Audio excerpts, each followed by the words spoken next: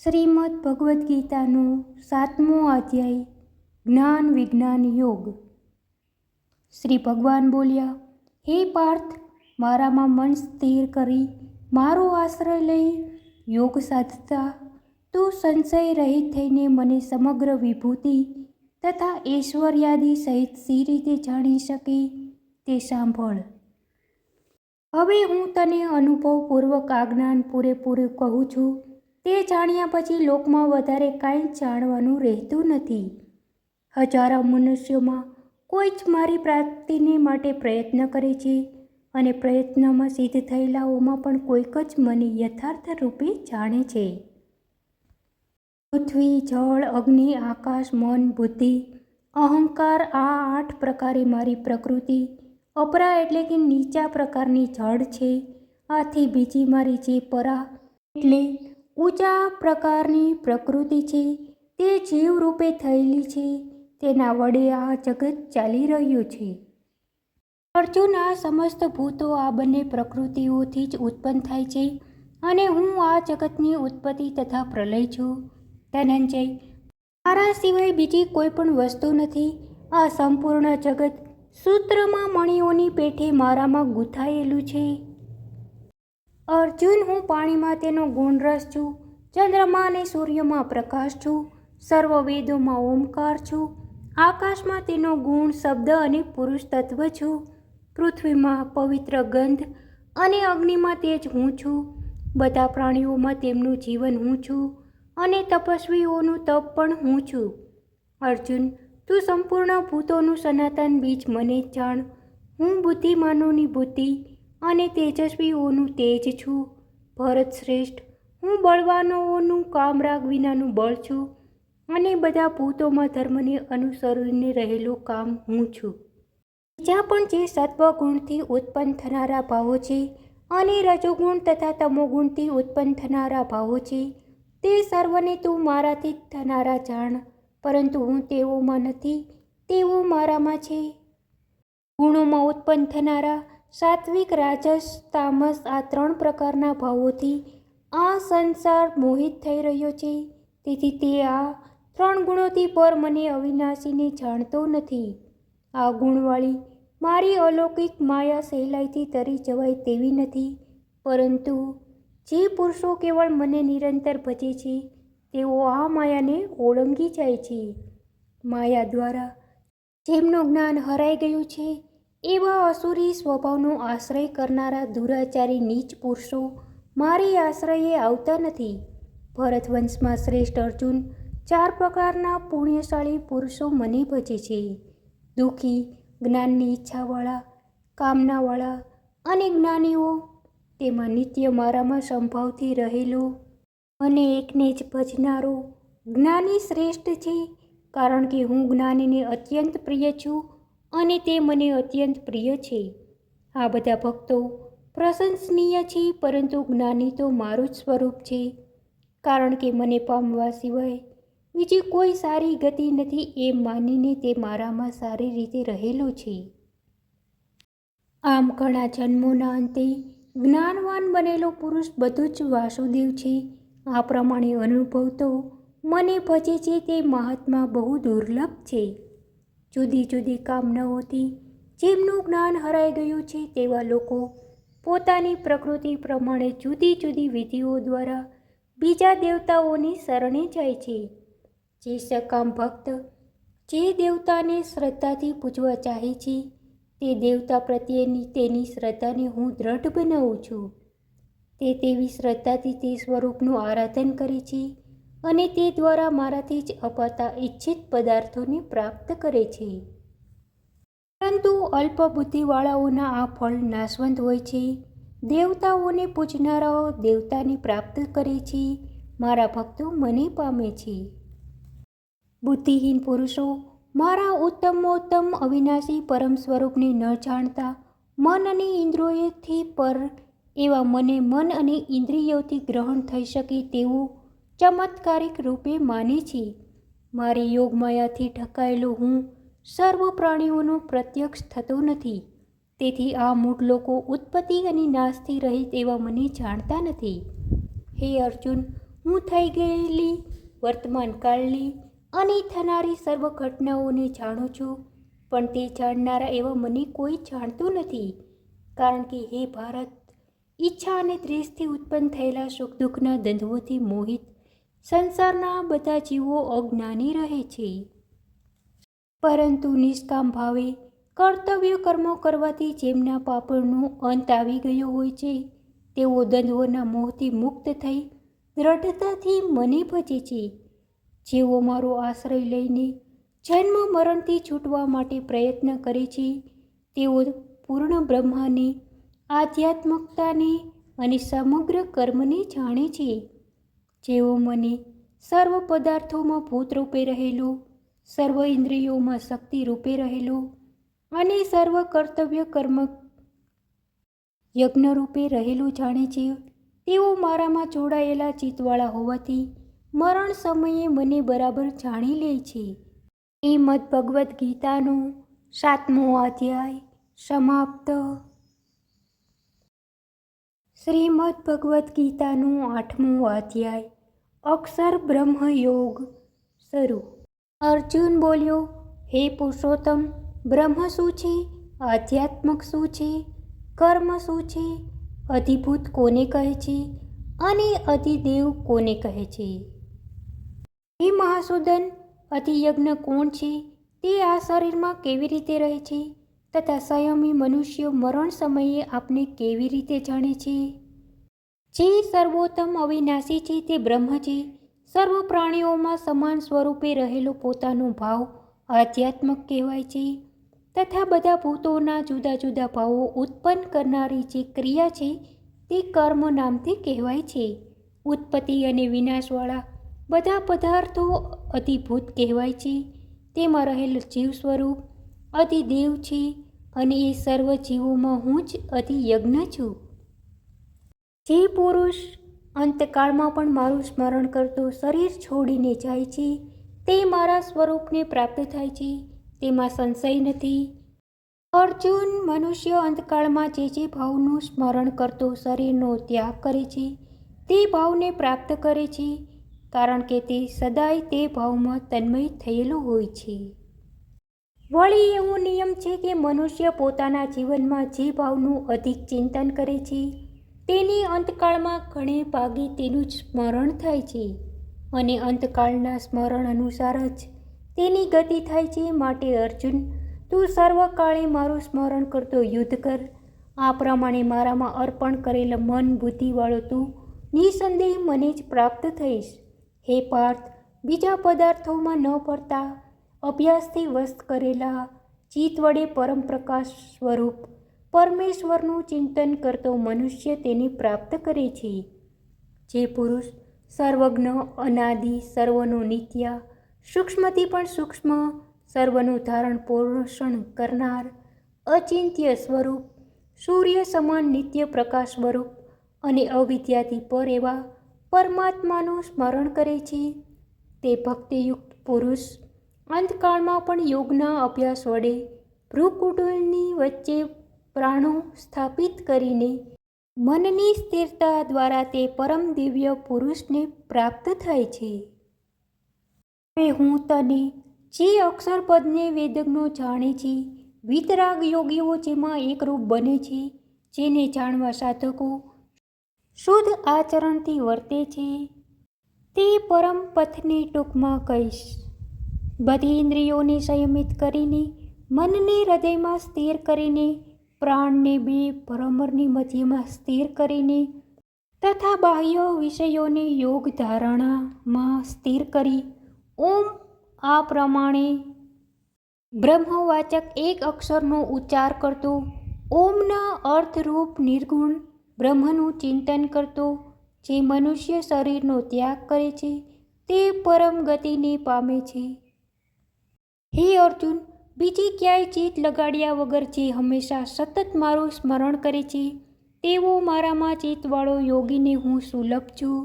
યોગની પરમ સિદ્ધિને પ્રાપ્ત થયેલા મહાત્મા પુરુષો મને પ્રાપ્ત થયા પછી દુઃખદાયક નાશવંત સંસારમાં ફરીથી પડતા નથી. હે અર્જુન, બ્રહ્માલોક સુધીમાં બધા લોકોમાં જવાથી પાછું ફરવું પડે છે અને મને પ્રાપ્ત થતાં ફરી જન્મ લેવો પડતો નથી, કારણ કે હું કાળથી પર છું અને બ્રહ્મા વગેરે લોકો કાળથી મર્યાદિત હોવાથી અનિત્ય છે. સતયુગ, ત્રેતાયુગ, દ્વાપર યુગ અને કળયુગના 1000 યુગનો બ્રહ્માનો એક દિવસ થાય છે અને તેટલા જ વખતની રાત્રિ થાય છે. એમ જાણનાર પુરુષો કાળના તત્વને જાણે છે. સંપૂર્ણ સરાચર પ્રાણીઓ અને 5 મહાભૂતો બ્રહ્માનો દિવસ શરૂ થતાં અવ્યક્તમાંથી વ્યક્ત બને છે અને રાત્રિ થતાં અવ્યક્ત નામના તત્વમાં લીન થઈ જાય છે. આ બધો પ્રકૃતિનો વશ રહેલો ભૂત સમુદાય બ્રહ્માના દિવસ અને રાત્રિના આરંભમાં ઉત્પન્ન થઈ લય પામ્યા કરે છે. પરંતુ આ વ્યક્તથી પર જે સનાતન અવ્યક્ત ભાવ છે તે બધા ભૂતોમાં રહેલો હોવા છતાં બધા ભૂતો નાશ પામતા તેનો નાશ થતો નથી. તે અવ્યક્ત ભાવને અક્ષરે પ્રમાણે કહે છે, તે સર્વશ્રેષ્ઠ ગતિ છે, તે મારું પરમ ધામ છે. તેને પ્રાપ્ત કરીને મનુષ્ય પાછું ફરતો નથી. હે પાર્થ, પરમાત્મા બધા ભૂતો રહેલા છે અને આ બધું જગત તેનાથી પરિપૂર્ણ છે. તે સનાતન અવ્યક્ત પુરુષ તો અનન્ય ભક્તિથી જ પ્રાપ્ત થઈ શકે છે. હે અર્જુન, જે કાળમાં શરીર છોડીને ગયેલા યોગીઓ પાછા ફરતા નથી અને જન્મ મરણના ચક્રથી છૂટી જાય છે, અને જે કાળમાં શરીર છોડીને ગયેલા લોકોને સંસારમાં પાછું ફરવું પડે છે, તે કાળને હું કહું છું. જે કાળમાં મનુષ્યના મનમાં સ્થૂળ પદાર્થોની કામના રહી ન હોય અને તેમનાથી પર ઉતર જવાની ભાવના હોય, તેમજ વાદળોથી રહિત 6 મહિના, શુદ્ધ દિવસ જેવી તથા ધુમાડા રહિત અગ્નિ જેવી આત્મપ્રકાશવાળી નિર્મળતા પ્રાપ્ત થઈ હોય, ત્યારે શરીરનો ત્યાગ કરનાર તે બ્રહ્મજ્ઞાની બ્રહ્મભાવને પ્રાપ્ત થાય છે. અને જે કાળે મનુષ્યમાં સકામ પ્રવૃત્તિ પ્રત્યે વલણ હોય, કામનાઓનો ધુમાડો તથા અજ્ઞાન અંધકારની રાત્રિ હોય, વાદળોવાળા 6 મહિના જેવું મન સંશયગ્રસ્ત હોય, ત્યારે ચંદ્રમા સમાન પર પ્રકાશિત વિષયોમાં અંજાયેલો અપૂર્ણ કામનાવાળો યોગી સ્વપ્રકાશને પ્રાપ્ત કરતા મરણ પછી કામનાઓને લઈને પાછો ફરે છે. જગતમાં શુકલ અને કૃષ્ણ ગતિ એ સર્વદા ચાલુ રહેનારી મનાયેલી છે. એક ગતિ દ્વારા મનુષ્ય જન્મ મરણથી મુક્ત થાય છે અને બીજી દ્વારા તેના ચક્કરમાં પડે છે. હે પાર્થ, આ પ્રમાણે આ બંને ગતિ જાણતો હોય યોગી મોહ નથી પામતો. માટે અર્જુન, તું સર્વકાળમાં સમબુદ્ધિ રૂપ યોગવાળો થા. આ રહસ્ય જાણનાર યોગી વિદ્યા, ધ્યાનથી, તપથી, યજ્ઞથી, દાન વગેરેથી પ્રાપ્ત થનારા જે પુણ્ય ફળો દર્શાવવામાં આવ્યા છે તે સર્વને ઓળંગી જઈ પરમ પદને પ્રાપ્ત થાય છે. શ્રીમદ્ ભગવદ્ ગીતાનો 8મો અધ્યાય સમાપ્ત. શ્રીમદ્ ભગવદ્ ગીતાનો 9મો અધ્યાય રાજ વિદ્યા રાજ ગૃહ્ય યોગ. શરૂઆત. ભગવાન કહે છે, તું દ્વેષ રહિત હોવાથી તને હું આ ગૃહમાં ગૃહ્ય અનુભવયુક્ત જ્ઞાન કહીશ. તેને જાણીને તું અકલ્યાણથી મુક્ત થઈશ. આ અનુભવયુક્ત પ્રત્યક્ષ જ્ઞાન બધી વિદ્યાઓનો રાજા, બધા રહસ્યોમાં રહસ્યરૂપ, સૌથી શ્રેષ્ઠ પવિત્ર ધર્મના અવિનાશી બોધને સહેલાઈથી પ્રાપ્ત કરનાર છે. હે પરંતપ, આ ધર્મમાં શ્રદ્ધા વગરના પુરુષો મને પામ્યા વિના જ મૃત્યુરૂપ સંસારના ચક્રમાં ભમ્યા કરે છે. મારા અવ્યક્ત સ્વરૂપ વડે આ સર્વ જગત વ્યાપ્ત છે. સર્વભૂતો મારામાં રહેલા છે, પરંતુ હું તેનામાં રહેલો નથી. વળી બધા ભૂતો મારામાં રહેલા નથી એમ પણ કહેવાય છે. હું મારા ઈશ્વરપણાના યોગની શક્તિ જો મારો આત્મા ભૂતોને ઉત્પન્ન કરતો અને ધારણ કરતો છતાં ભૂતોમાં રહેલો નથી. જેમ બધે ઠેકાણે ગતિ કરતો મહાન વાયુ આકાશમાં રહેલો છે, તેમ બધા પ્રાણીઓ મારી અંદર રહેલા છે એમ કહી શકાય. હે ક્રાંતિ, બધા પ્રાણીઓ સૃષ્ટિના અંતે મારી પ્રકૃતિમાં લય પામે છે. તેમને હું કલ્પની આદિમાં ફરી ઉત્પન્ન કરું છું. મારી પ્રકૃતિનો આશ્રય લઈને પ્રકૃતિના સામર્થ્યથી પરતંત્ર એવા સમસ્ત ભૂતોને હું વારંવાર ઉત્પન્ન કરું છું. હે ધનંજય, હું તે કર્મોમાં આસક્તિ રહિત અને ઉદાસીન પેઠે રહેલો હોવાથી મને તે કર્મો બંધન કરતા નથી. મારી અધ્યક્ષતામાં મારી દ્રષ્ટિ નીચે પ્રકૃતિ ચરાચર જગતને રચે છે અને હે ક્રાંતિ, જગતનું ચક્ર ફર્યા જ કરે છે. મારા પરમ ભાવને ન જાણનારા મૂઢ લોકો મનુષ્ય શરીરમાં રહેલા સમસ્ત ભૂતોના ઈશ્વર એવી મારી અવજ્ઞા કરે છે. આવા વ્યર્થ આશાવાળા, વ્યર્થ કર્મ કરનાર, વ્યર્થ જ્ઞાનવાળા, વિપરીત બુદ્ધિના લોકો મારી રાક્ષસી, અસુરી અને મોહ પમાડનારી પ્રકૃતિનો આશ્રય લેનાર હોય છે. હે પાર્થ, મહાત્મા પુરુષો તો દેવી પ્રકૃતિનો આશ્રય લઈને સર્વભૂતોના આદિ, કારણ અને નાશ રહિત એવા અક્ષર સ્વરૂપને જાણીને અનન્ય મનથી નિરંતર મને ભજે છે. તે દ્રઢ નિશ્ચયવાળા ભક્તજનો નિરંતર મારા નામનો અને ગુણોનું કીર્તન કરતા તથા મારી પ્રાપ્તિ માટે પ્રયત્ન કરતા, વારંવાર મને નમસ્કાર કરતા, સદા મારામાં યુક્ત રહીને મારી ઉપાસના કરે છે. બીજા જ્ઞાનીઓને મારું નિર્ગુણ નિરાકર બ્રહ્મનું જ્ઞાન યજ્ઞ દ્વારા અભિન્ન ભાવથી પૂજન કરતા મારી ઉપાસના કરે છે અને કેટલાક સર્વરૂપે રહેલા એવા મારી અદૈત્યરૂપી તથા દૈત્યરૂપી અથવા અનેક રૂપી ઉપાસના કરે છે. યજ્ઞનો સંકલ્પ હું છું, યજ્ઞ હું છું, યજ્ઞ પિતૃઓનો આધાર સ્વાહા હું છું, યજ્ઞની વનસ્પતિ હું છું, મંત્ર હું છું, ઘી હું છું, અગ્નિ હું છું અને હોમવાની વસ્તુ પણ હું છું. આ સંપૂર્ણ જગતને ધારણ કરનાર અને કર્મોના ફળને આપનાર પિતા, માતા, પિતામહ, પવિત્ર જ્ઞાન, ઓમકાર, ઋગ્વેદ, સામવેદ, યજુર્વેદ પણ હું છું.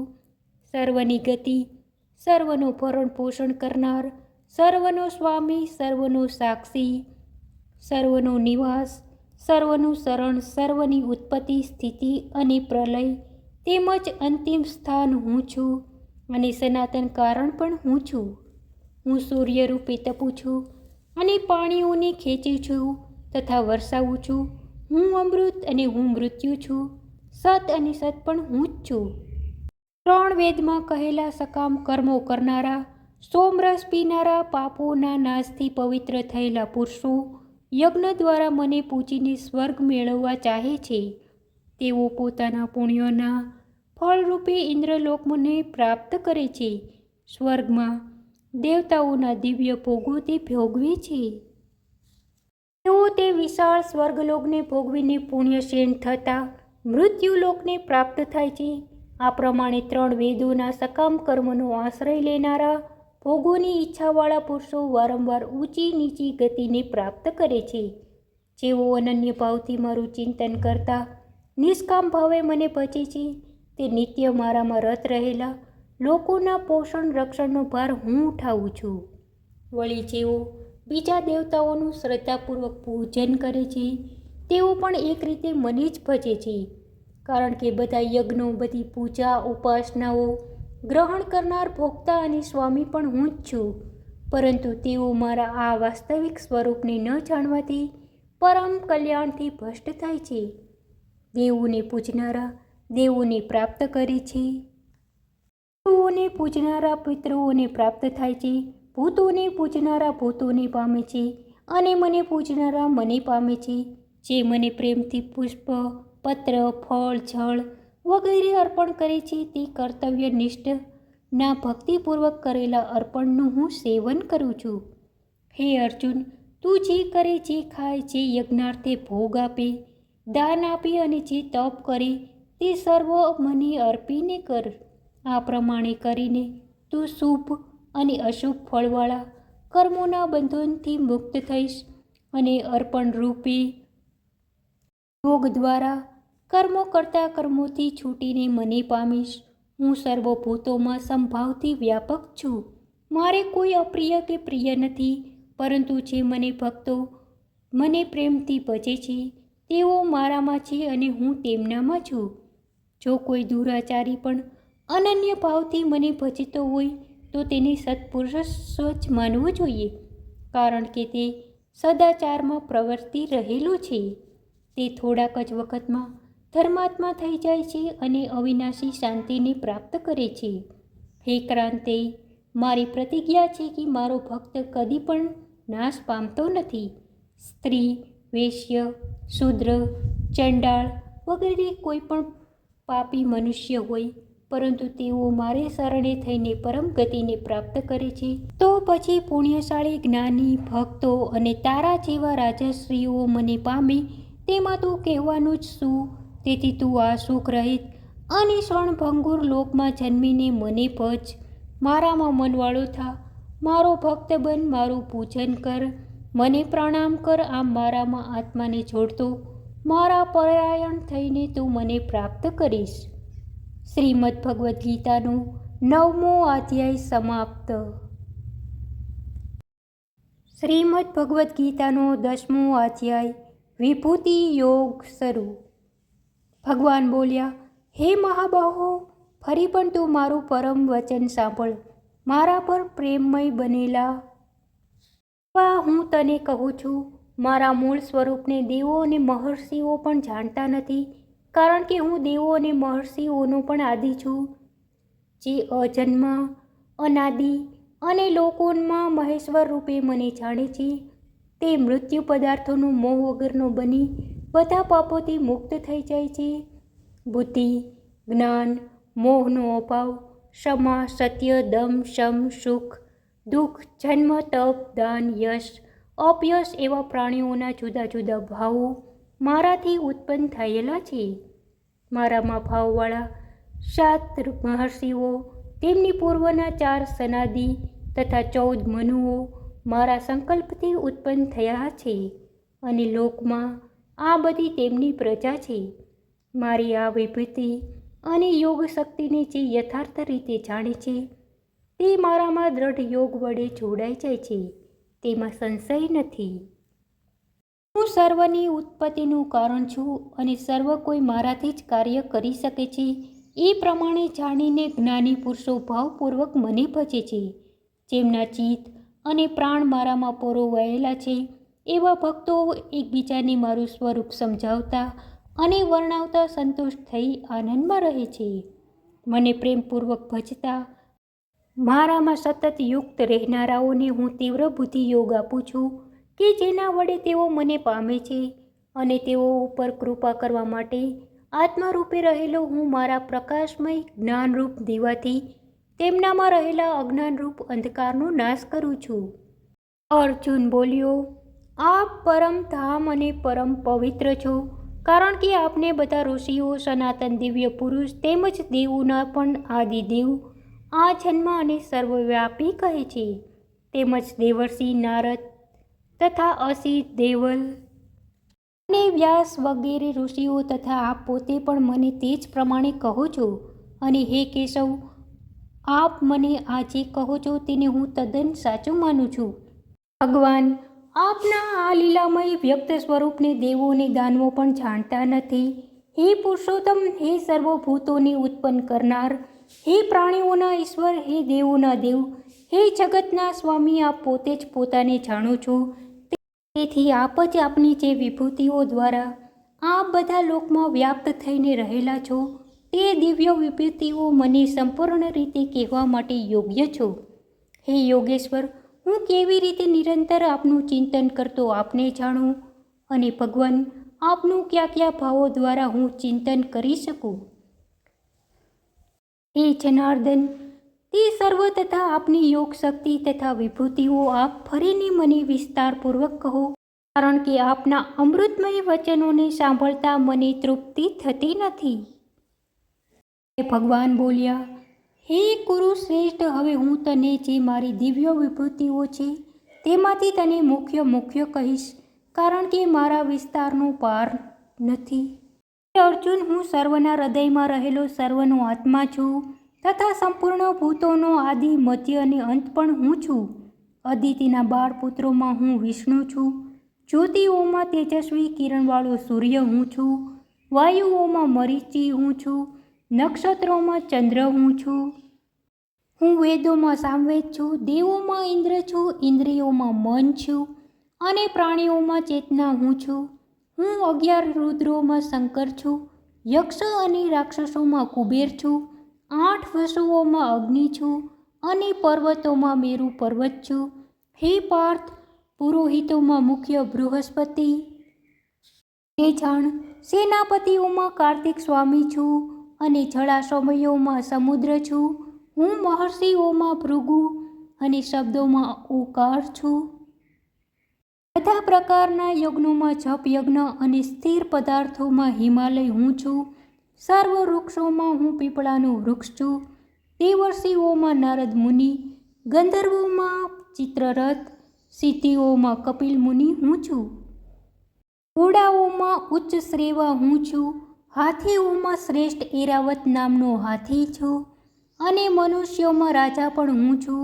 હું શાસ્ત્રોમાં વજ, ગાયોમાં કામધેનુ છું, સંતાન ઉત્પન્ન કરવા અર્થેનો કામદેવ અને સર્પોમાં સર્પરાજ વસુકી હું છું.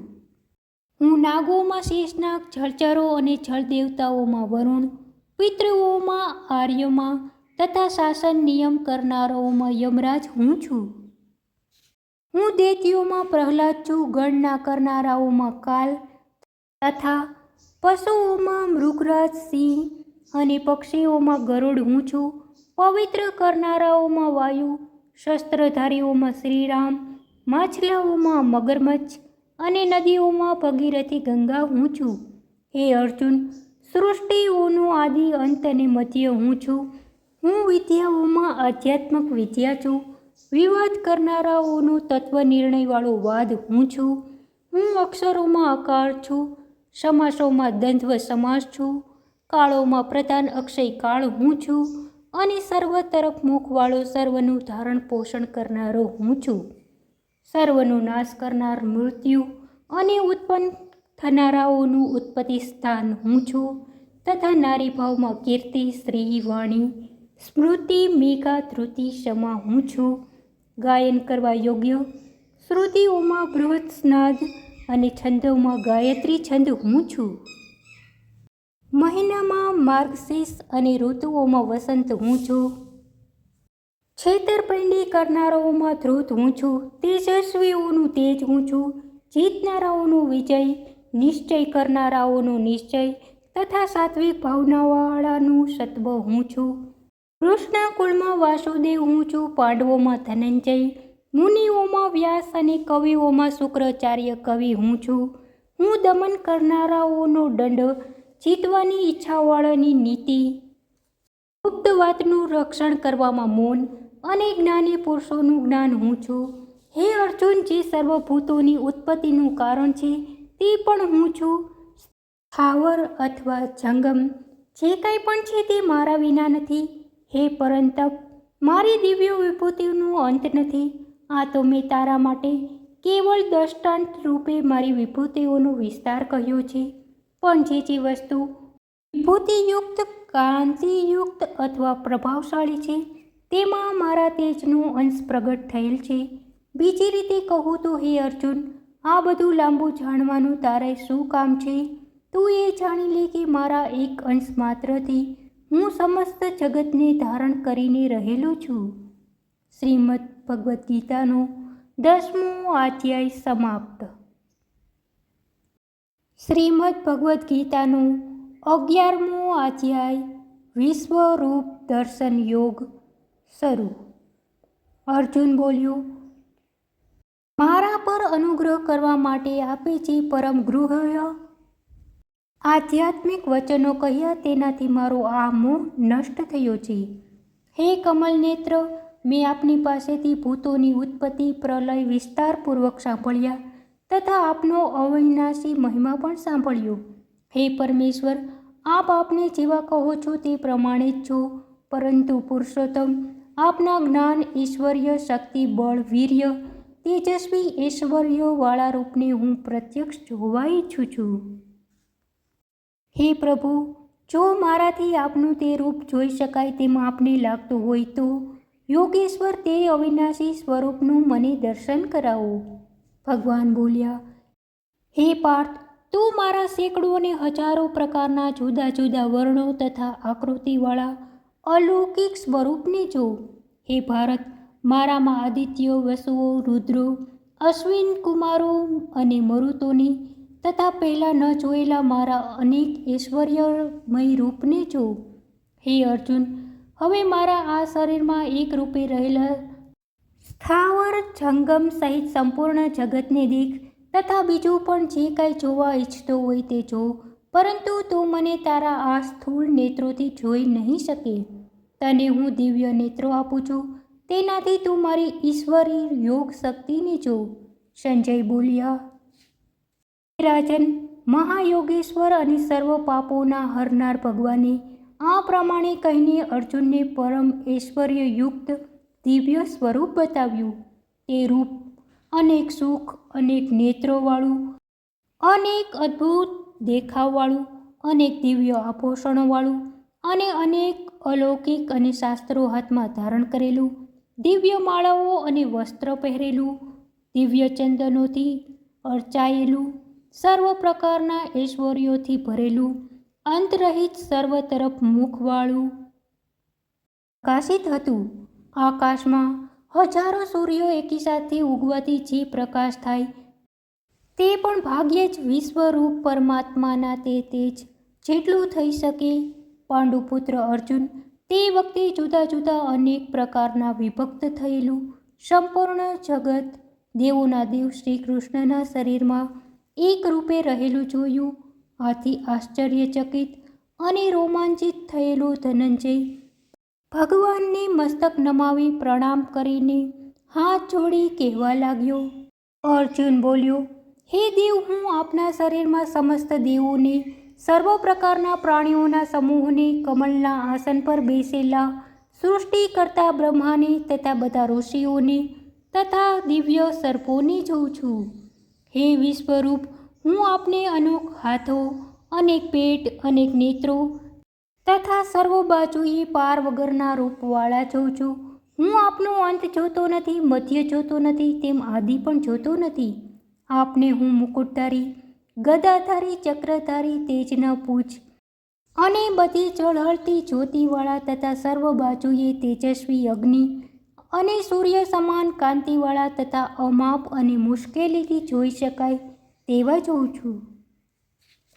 આપ જ જાણમાં યોગ્ય પરમ અક્ષર સ્વરૂપ, આ જગતના અંતિમ આધાર, સનાતન ધર્મના અવિનાશી રક્ષક અને શાશ્વત પુરુષ છો. આપને હું આદિ, અંત અને મધ્યરૂપ તથા સૂર્ય અને ચંદ્રરૂપી નેત્રોવાળા, પ્રજ્વલિત અગ્નિરૂપ મુખવાળા અને પોતાના તેજથી જગતને તપાવી રહેલા જોઉં છું. મહાત્મા, આ સ્વર્ગ અને પૃથ્વીની વચ્ચેનું સંપૂર્ણ આકાશ તથા બધી દિશાઓ એક આપથી પરિપૂર્ણ છે. આપના આ અલૌકિક અને ભયંકર રૂપને જોઈને ત્રણેય લોક કંપી રહ્યા છે. આ બધા દેવતાઓના સમૂહો આપમાં પ્રવેશ કરે છે અને કેટલાક ભયભીત થઈને હાથ જોડીને આપના નામ અને ગુણો ગાઈ રહ્યા છે. મહર્ષિઓ તથા સિદ્ધોના સમુદાયો કલ્યાણ હો આ પ્રમાણે કહેતા અનેક પ્રકારે આપની સ્તુતિ કરી રહ્યા છે. રુદ્રો, આદિત્યો, વસુઓ, સાધ્વો, વિશ્વદેવો, અશ્વિન કુમારો, મરુતો, પિતૃઓ, ગંધર્વો, યક્ષો, અસુરો અને સિદ્ધોનો સમૂહ બધા આપને વિસ્મિત થઈને જોઈ રહ્યા છે.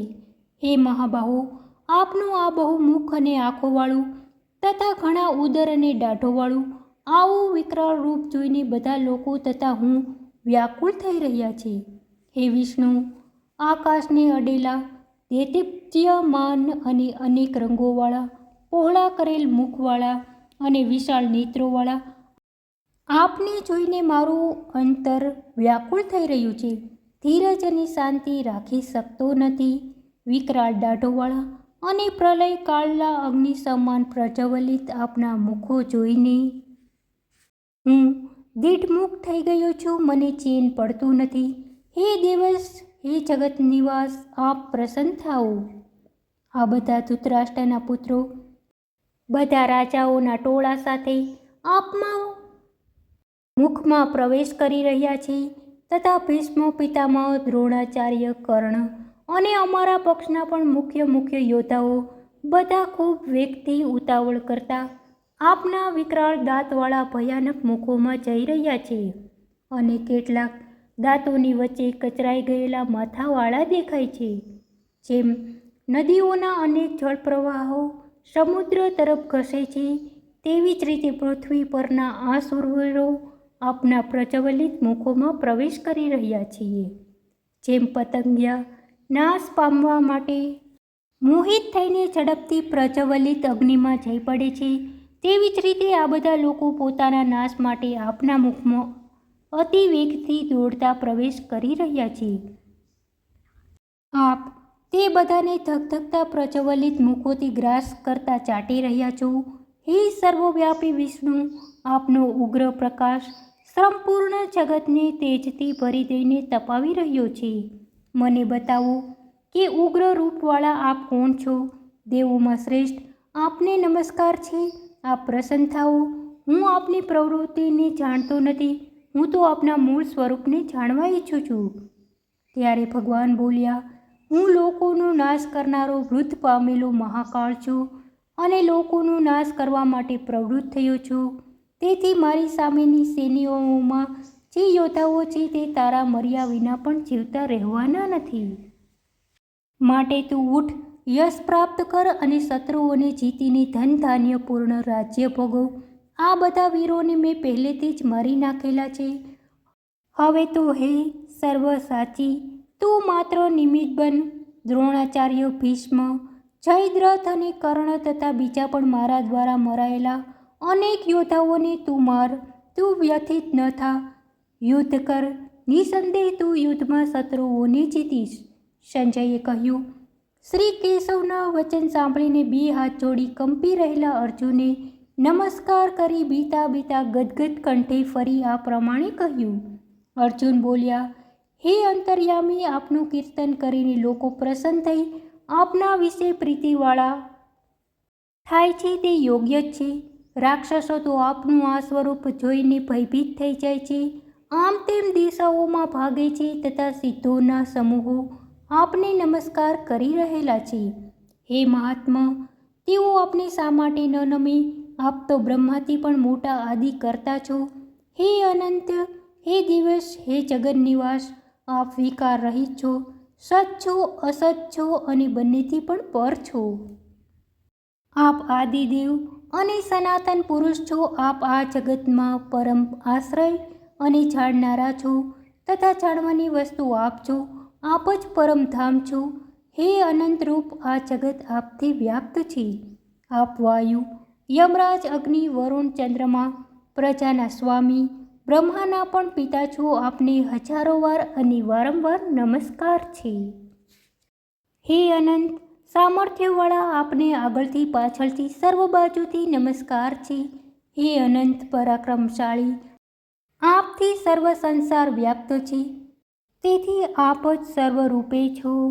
આપના આ પ્રભાવને ન જાણતા આપ મારા સગા છો એમ માનીને પ્રેમથી અથવા અજ્ઞાનથી મેં આપને કૃષ્ણ યાદવ સખે આ પ્રમાણે જે કાંઈ અનુચિત રીતે કહ્યું છે તથા હે અચ્યુત, વિહાર કરતી વખતે બેઠવા ઉઠવામાં અથવા ખાવા વગેરેમાં મેં વિનોદને માટે આપને અપમાનિત કર્યા છે તે બધા અપરાધો ક્ષમા કરવા માટે હું અચિંત્ય પ્રભાવવાળા આપને વિનવું છું. આપ ચરાચર જગતના પિતા તેમજ સર્વથી મોટા પૂજનીય તથા ગુરુ છો. હે અનુપમ પ્રભાવવાળા, ત્રણેય લોકમાં આપના સરખો પણ કોઈ નથી, તો આપનાથી અધિક તો ક્યાંથી હોય? તેથી હે પ્રભુ, હું મારું શરીર નમાવીને આપને પ્રણામ કરું છું અને પ્રસન્ન થવા વિનવું છું. દેવ પિતા જેમ પુત્રના, સખા જેમ તેના સખાના અને પતિ જેમ પ્રિયતમા પત્નીના અપરાધ સહન કરે છે, તેમ આપ પણ મારા અપરાધ સહન કરવા યોગ્ય છો. પહેલાં કદી ન જોયેલું આપનું આ રૂપ જોઈને હું હર્ષ પામ્યો છું, તેમજ મારું મન ભયથી અતિ વ્યાકુળ થઈ ગયું છે. તેથી આપનું તે ચતુર્ભુજ વિષ્ણુ રૂપ જ મને દેખાડો. હે દેવસ, હે જગન નિવાસ, પ્રસન્ન થાઓ. હું આપને મુકુટ ધારણ કરેલા અને ગદા તેમજ ચક્ર હાથમાં લીધેલા જોવા ચાહું છું. તેથી હે વિશ્વરૂપ, હે સહસ્ત્રબાહુ, આપ તે જ ચતુર્ભુજ રૂપી પ્રગટ થાઓ. ભગવાન બોલ્યા, હે અર્જુન, તારા ઉપર પ્રસન્ન થઈને મેં તને મારા આત્મયોગ દ્વારા મારું આ તેજોમય અનાદિ પરમ વિષ્ણુ રૂપ બતાવ્યું. આ સ્વરૂપ તારા સિવાય પહેલાં કોઈએ જોયેલ નથી. હે અર્જુન, મનુષ્ય લોકમાં વેદાભ્યાસ, યજ્ઞ, અધ્યયન, દાન અને ઉગ્ર તપસ્યાથી પણ તારા સિવાય મારું આવું રૂપ મનુષ્ય લોકમાં બીજો કોઈ જોવાની સમર્થ નથી. મારા આવા વિકરાળ રૂપને જોઈને તું વ્યાકુળ ન થાય, મૂંઝાઈશ નહીં. તું નિર્ભય થઈને પ્રસન્નતાથી ફરી મારું આ મંગલમય ચતુર્ભુજ સ્વરૂપ જો. સંજય બોલ્યા, ભગવાન વાસુદેવે અર્જુનને આ પ્રમાણે કહીને પછી ચતુર્ભુજ સ્વરૂપ બતાવ્યું અને એ સૌમ્ય શરીરથી તેને સાંત્વન આપ્યું. અર્જુન બોલ્યા, હે જનાર્દન, આપના આ અતિ શાંત મનુષ્ય સ્વરૂપને જોઈને હવે હું ચિત્તની સ્થિરતા અને સ્વાભાવિક સ્થિતિને પ્રાપ્ત થયો છું. ભગવાન બોલ્યા, મારું જે આ સ્વરૂપ તે જોયું તેના દર્શન બહુ દુર્લભ છે. દેવો પણ નિત્ય આના દર્શનની આકાંક્ષા રાખે છે. તે આજે મારા દર્શન કર્યા છે તે વેદ, તપ તથા જ્ઞાન યજ્ઞ વડે પણ થઈ શકતા નથી. હે અર્જુન, આવા સ્વરૂપને તો હું અનન્ય ભક્તિ વડે જ પ્રત્યક્ષ જોઈ શકવા, જાણી શકવા તથા મારામાં એકરૂપ થવા માટે શક્ય છે. જે બધા કર્મો મારે અર્થે કરે છે, મારામાં પરાયણ છે, મારો ભક્ત છે, આસક્તિ રહિત છે અને સંપૂર્ણ પ્રાણીઓમાં વેરભાવથી રહિત છે, તે અનન્ય ભક્તિવાળો પુરુષ મને જ પ્રાપ્ત કરે છે. શ્રીમદ્ ભગવદ્ ગીતાનું 11મો અધ્યાય સમાપ્ત. શ્રીમદ્ ભગવદ્ ગીતાનો 12મો અધ્યાય ભક્તિ યોગ શરૂ. અર્જુન બોલ્યા, આ પ્રમાણે જે ભક્તો સતત આપનામાં ચિત્ત જોડી આપની ઉપાસના કરે છે અને જે ભક્તો નિર્વિકલ્પ અવ્યક્ત સ્વરૂપની ઉપાસના કરે છે તેઓમાં કયા યોગી શ્રેષ્ઠ છે?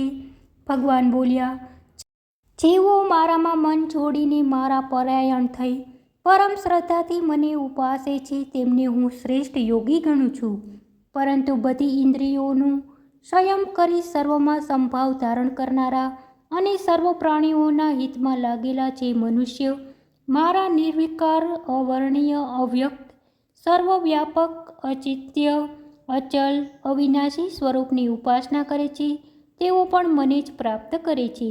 અવ્યક્ત સ્વરૂપમાં ચિત્ત જોડનારાઓની મુશ્કેલી વધારે રહે છે, કારણ કે દેહધારીઓમાં અવ્યક્ત ગતિ કષ્ટથી જ મેળવી શકાય છે. પરંતુ હે પાર્થ, જેઓ સર્વ કામનાઓને મારા વિશે ત્યાગ કરી મારામાં તત્પર થઈ અનન્ય ભાવથી ધ્યાન કરતા મને ઉપાસે છે, તેઓનો હું થોડાક વખતમાં આ મૃત્યુરૂપ સંસાર સાગરમાંથી ઉદ્ધાર કરું છું. માટે તું મારામાં જ બુદ્ધિ પૂરવ.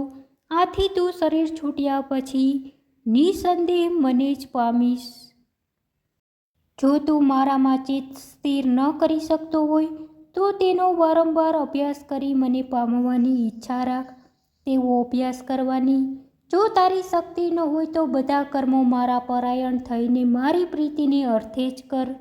આ પ્રમાણે અનાસક્તિથી ભારે અર્થે કર્મો કરવાથી પણ મને પ્રાપ્ત કરવા રૂપ સિદ્ધિને પામીશ. જો મારા માર્ગનો આશ્રય લઈ આ પ્રમાણે કર્મો કરવાને પણ તું અસમર્થ હોય તો શરીર અને ઇન્દ્રિયોને વશ કરી બધા કર્મોના ફળનો ત્યાગ કર. ચિત્તને અભ્યાસથી સ્થિર કરવા કરતાં સમજાવીને જ્ઞાનથી સ્થિર કરવું કલ્યાણકારક છે. અને જ્ઞાન થતાં જે ધ્યાનાવસ્થા પ્રાપ્ત થાય છે તે વધુ શ્રેષ્ઠ છે. ભગવાનમય ધ્યાન થતાં જ કર્મફળનો ત્યાગ થાય છે. પછી તરત મનુષ્ય શાંતિ પ્રાપ્ત કરે છે. જે પુરુષ સર્વ પ્રાણીઓ પ્રત્યે દ્વેષ રહિત, સર્વનો હિતેચ્છુ અને દયાળુ છે તથા મમતા રહિત, અહંકાર રહિત, સુખ દુઃખમાં સમાન અને ક્ષમાશીલ છે તથા આત્મયોગથી સંતુષ્ટ છે, મન ઇન્દ્રિયો સહિત શરીરને નિયમમાં રાખનાર છે, મારામાં દ્રઢ નિશ્ચયવાળો છે, તે મારો ભક્ત મને પ્રિય છે. જેનાથી લોકો ઉદ્વેગ નથી પામતા, અને જે લોકોથી ઉદ્વેગ નથી પામતો તે હર્ષ, દ્વેષ, ભય અને ત્રાસથી મુક્ત એવો મારો ભક્ત મને પ્રિય છે. જે આકાંક્ષા રહિત અને ઈચ્છા રહિત છે, પવિત્ર છે, સાવધાન છે, પક્ષપાત રહિત છે, સ્થિરતાવાળો છે, મનોરથનો ત્યાગ કરેલ એવો છે, તેવો મારો જે ભક્ત તે મને પ્રિય છે. જે કદી હર્ષિત થતો નથી, દ્વેષ કરતો નથી, શોક કરતો નથી, ઈચ્છા કરતો નથી, તથા જેણે શુભ તથા અશુભ કર્મના ફળનો ત્યાગ કરેલ છે, તે ભક્તિયુક્ત પુરુષ મને પ્રિય છે. જે શત્રુ અને મિત્રો પ્રત્યે સમાન રીતે વર્તે છે, માન અપમાનમાં જેને સમભાવ છે, ટાઢ, તડકો, સુખ, દુઃખ વગેરે દ્વંદ્વો પણ જેના મનને સમાન છે, નિંદા અને શ્રુતિમાં જે સરખો રહે છે ને તે બાબતમાં મૌન રહે છે, જે મળે તેમાં સંતુષ્ટ રહે છે, ગમે ત્યાં રહે છે, પોતાનું ઘર બાંધતો નથી, પોતાને રહેવાના ઘરમાં તેને આસક્તિ નથી, અને સ્થિર બુદ્ધિવાળો તેવો ભક્ત મને પ્રિય છે. પરંતુ જે મનુષ્યો શ્રદ્ધાવાન થઈ મારા પરાયણ રહી ઉપર કહેલા ધર્મરૂપી અમૃતને નિષ્કામ ભાવે સેવે છે, તે ભક્તો મને અતિશય પ્રિય છે. શ્રીમદ્ ભગવદ્ ગીતાનો 12મો અધ્યાય સમાપ્ત. શ્રીમદ્ ભગવદ્ ગીતાનો 13મો અધ્યાય ક્ષેત્ર ક્ષેત્રજ્ઞ યોગ શરૂ. અર્જુન બોલ્યો, હે કેશવ, પ્રકૃતિ અને પુરુષ, ક્ષેત્ર અને ક્ષેત્રજ્ઞ તેમજ જ્ઞાન અને જ્ઞેય એને હું જાણવા ઈચ્છું છું. ભગવાન કહે, હે ક્રાંતિ, આ શરીર ક્ષેત્ર કહેવાય છે અને તેને જાણનારને તત્વજ્ઞાનીઓ ક્ષેત્રજ્ઞ કહે છે. હે અર્જુન, તું આ બધા ક્ષેત્રોમાં રહેલો મને ક્ષેત્રજ્ઞ જ જાણ. ક્ષેત્ર અને ક્ષેત્રજ્ઞ ભેદનું જે જ્ઞાન છે તે જ જ્ઞાન છે એવો મારો મત છે. તે ક્ષેત્ર વિશે શું છે, કેવું છે, કેવા વિકારોવાળું સાથી છે, તથા તેને જાણનાર કોણ છે, તેના કેવા પ્રભાવ છે, તે બધું સંક્ષેપમાં મારી પાસેથી સાંભળ. આ ક્ષેત્ર અને ક્ષેત્રજ્ઞનું જ્ઞાન ઋષિઓએ અનેક પ્રકારે કહ્યું છે, અને વિવિધ વેદ મંત્રો દ્વારા દલીલો વડે નિશ્ચય કરનારા વાળા બ્રહ્મની વ્યાપકતા બતાવનારા સૂત્રો વડે પણ આ તત્વ કહેવાયેલું છે. 5 મહાભૂતો, અહંકાર, બુદ્ધિ, પ્રકૃતિ, 10 ઇન્દ્રિયો, મન, 5 વિષયો, ઈચ્છા, દ્વેષ, સુખ દુઃખ અવયવોવાળા સ્થૂળ દેહને પિંડ્ય, તેમાં રહેલી ચેતના અને ધૃતિ પ્રમાણે વિકારો સહિત ક્ષેત્ર મેં તને સંક્ષેપમાં કહ્યું. પોતાની શ્રેષ્ઠતા, અભિમાનનો અભાવ, અમાનીપણું, અદંભીપણું, અહિંસા, સહનશીલતા, સરળતા, આચાર્યની ઉપાસના, પવિત્રતા, સ્થિરતા, ઇન્દ્રિય નિગ્રહ, વિષયો પ્રત્યે વૈરાગ્ય, અહંકાર રહિતા, જન્મ મૃત્યુ, ઘડપણ, રોગ વગેરેમાં દુઃખનો વિચાર, આ લોક અને પરલોકના ભોગોનો આસક્તિનો અભાવ, પુત્ર ઘર વગેરેમાં મોહ મમતાનો અભાવ, સારું ખોટું જે કંઈ આવી પડે તેમાં સંભાવ, મારામાં એકાગ્રતાપૂર્વક અનન્ય ભક્તિ, એકાંત સ્થળમાં રહેવું, જનસમાજમાં રસ ન લેવો, આત્મજ્ઞાનમાં નિત્ય સ્થિતિ તથા તત્વજ્ઞાનના અર્થરૂપ પરમાત્માને જોવા, આ બધું જ્ઞાન છે. અને આથી જે વિપરીત છે તેને અજ્ઞાન કહેલું છે. હવે જે જ્ઞેય એટલે કે જાણવા યોગ્ય છે, જેને જાણીને મનુષ્યો પરમ આનંદ અનુભવે છે, તે કહીશ. તે જ્ઞાન અનાદિ પર બ્રહ્મ છે. તેને નથી સત કહી શકાતું કે નથી અસહત કહી શકાતું. તે સર્વ બાજુએ હાથ અને પગોવાળું, સર્વ તરફ આંખો, મસ્તકને મુખવાળું, સર્વ બાજુએથી સાંભળનારું, લોકોમાં સર્વ પ્રાણીઓના શરીરમાં સર્વ તરફ સર્વત્ર વ્યાપી રહેલું છે. તે બધી ઇન્દ્રિયો રૂપે દેખાય છે અને બધી ઇન્દ્રિયોના વિષયોને જાણનારું છે, છતાં સર્વ ઇન્દ્રિયોથી રહિત છે, તથા અસંગ હોવા છતાં પણ સર્વનું ધારણ કરનાર અને નિર્ગુણ હોવા છતાં ગુણોનો ભોગ કરનાર પણ છે. તે સર્વભૂતોની બહાર અને અંદર પરિપૂર્ણ છે, ગતિવાળું છે, સ્થિર પણ છે અને સૂક્ષ્મ હોવાથી ન જણાય તેવું પણ છે. દૂર રહેલું છે અને સમીપ પણ રહેલું છે. તેમજ સમસ્ત ભૂતોના આકાશની પેઠે એકરૂપે રહેલું હોવા છતાં પણ વિભક્ત થઈને રહેલા જેવું જણાય છે. તે જાણવા યોગ્ય તત્વ સર્વ પ્રાણીઓનું ધારણ પોષણ કરનાર, સંહાર કરનાર અને ઉત્પત્તિ કરનાર છે. તે જ્યોતિષોની પણ જ્યોતિ, પ્રકાશોનો પ્રકાશિત કરનાર અને અંધકારથી પર કહેવાય છે. તે જ જ્ઞાન રૂપે છે, તે જ જાણવા યોગ્ય છે અને જ્ઞાનથી જેને જાણી શકાય તે પણ તે જ છે અને સર્વના હૃદય અને બુદ્ધિમાં રહેલું છે. આ પ્રમાણે મેં ક્ષેત્ર જ્ઞાન જાણવા યોગ્ય તત્વ સંક્ષેપમાં કહ્યું. મારો ભક્ત આ જાણી મારા શરીરને પ્રાપ્ત થવા યોગ્ય બને છે.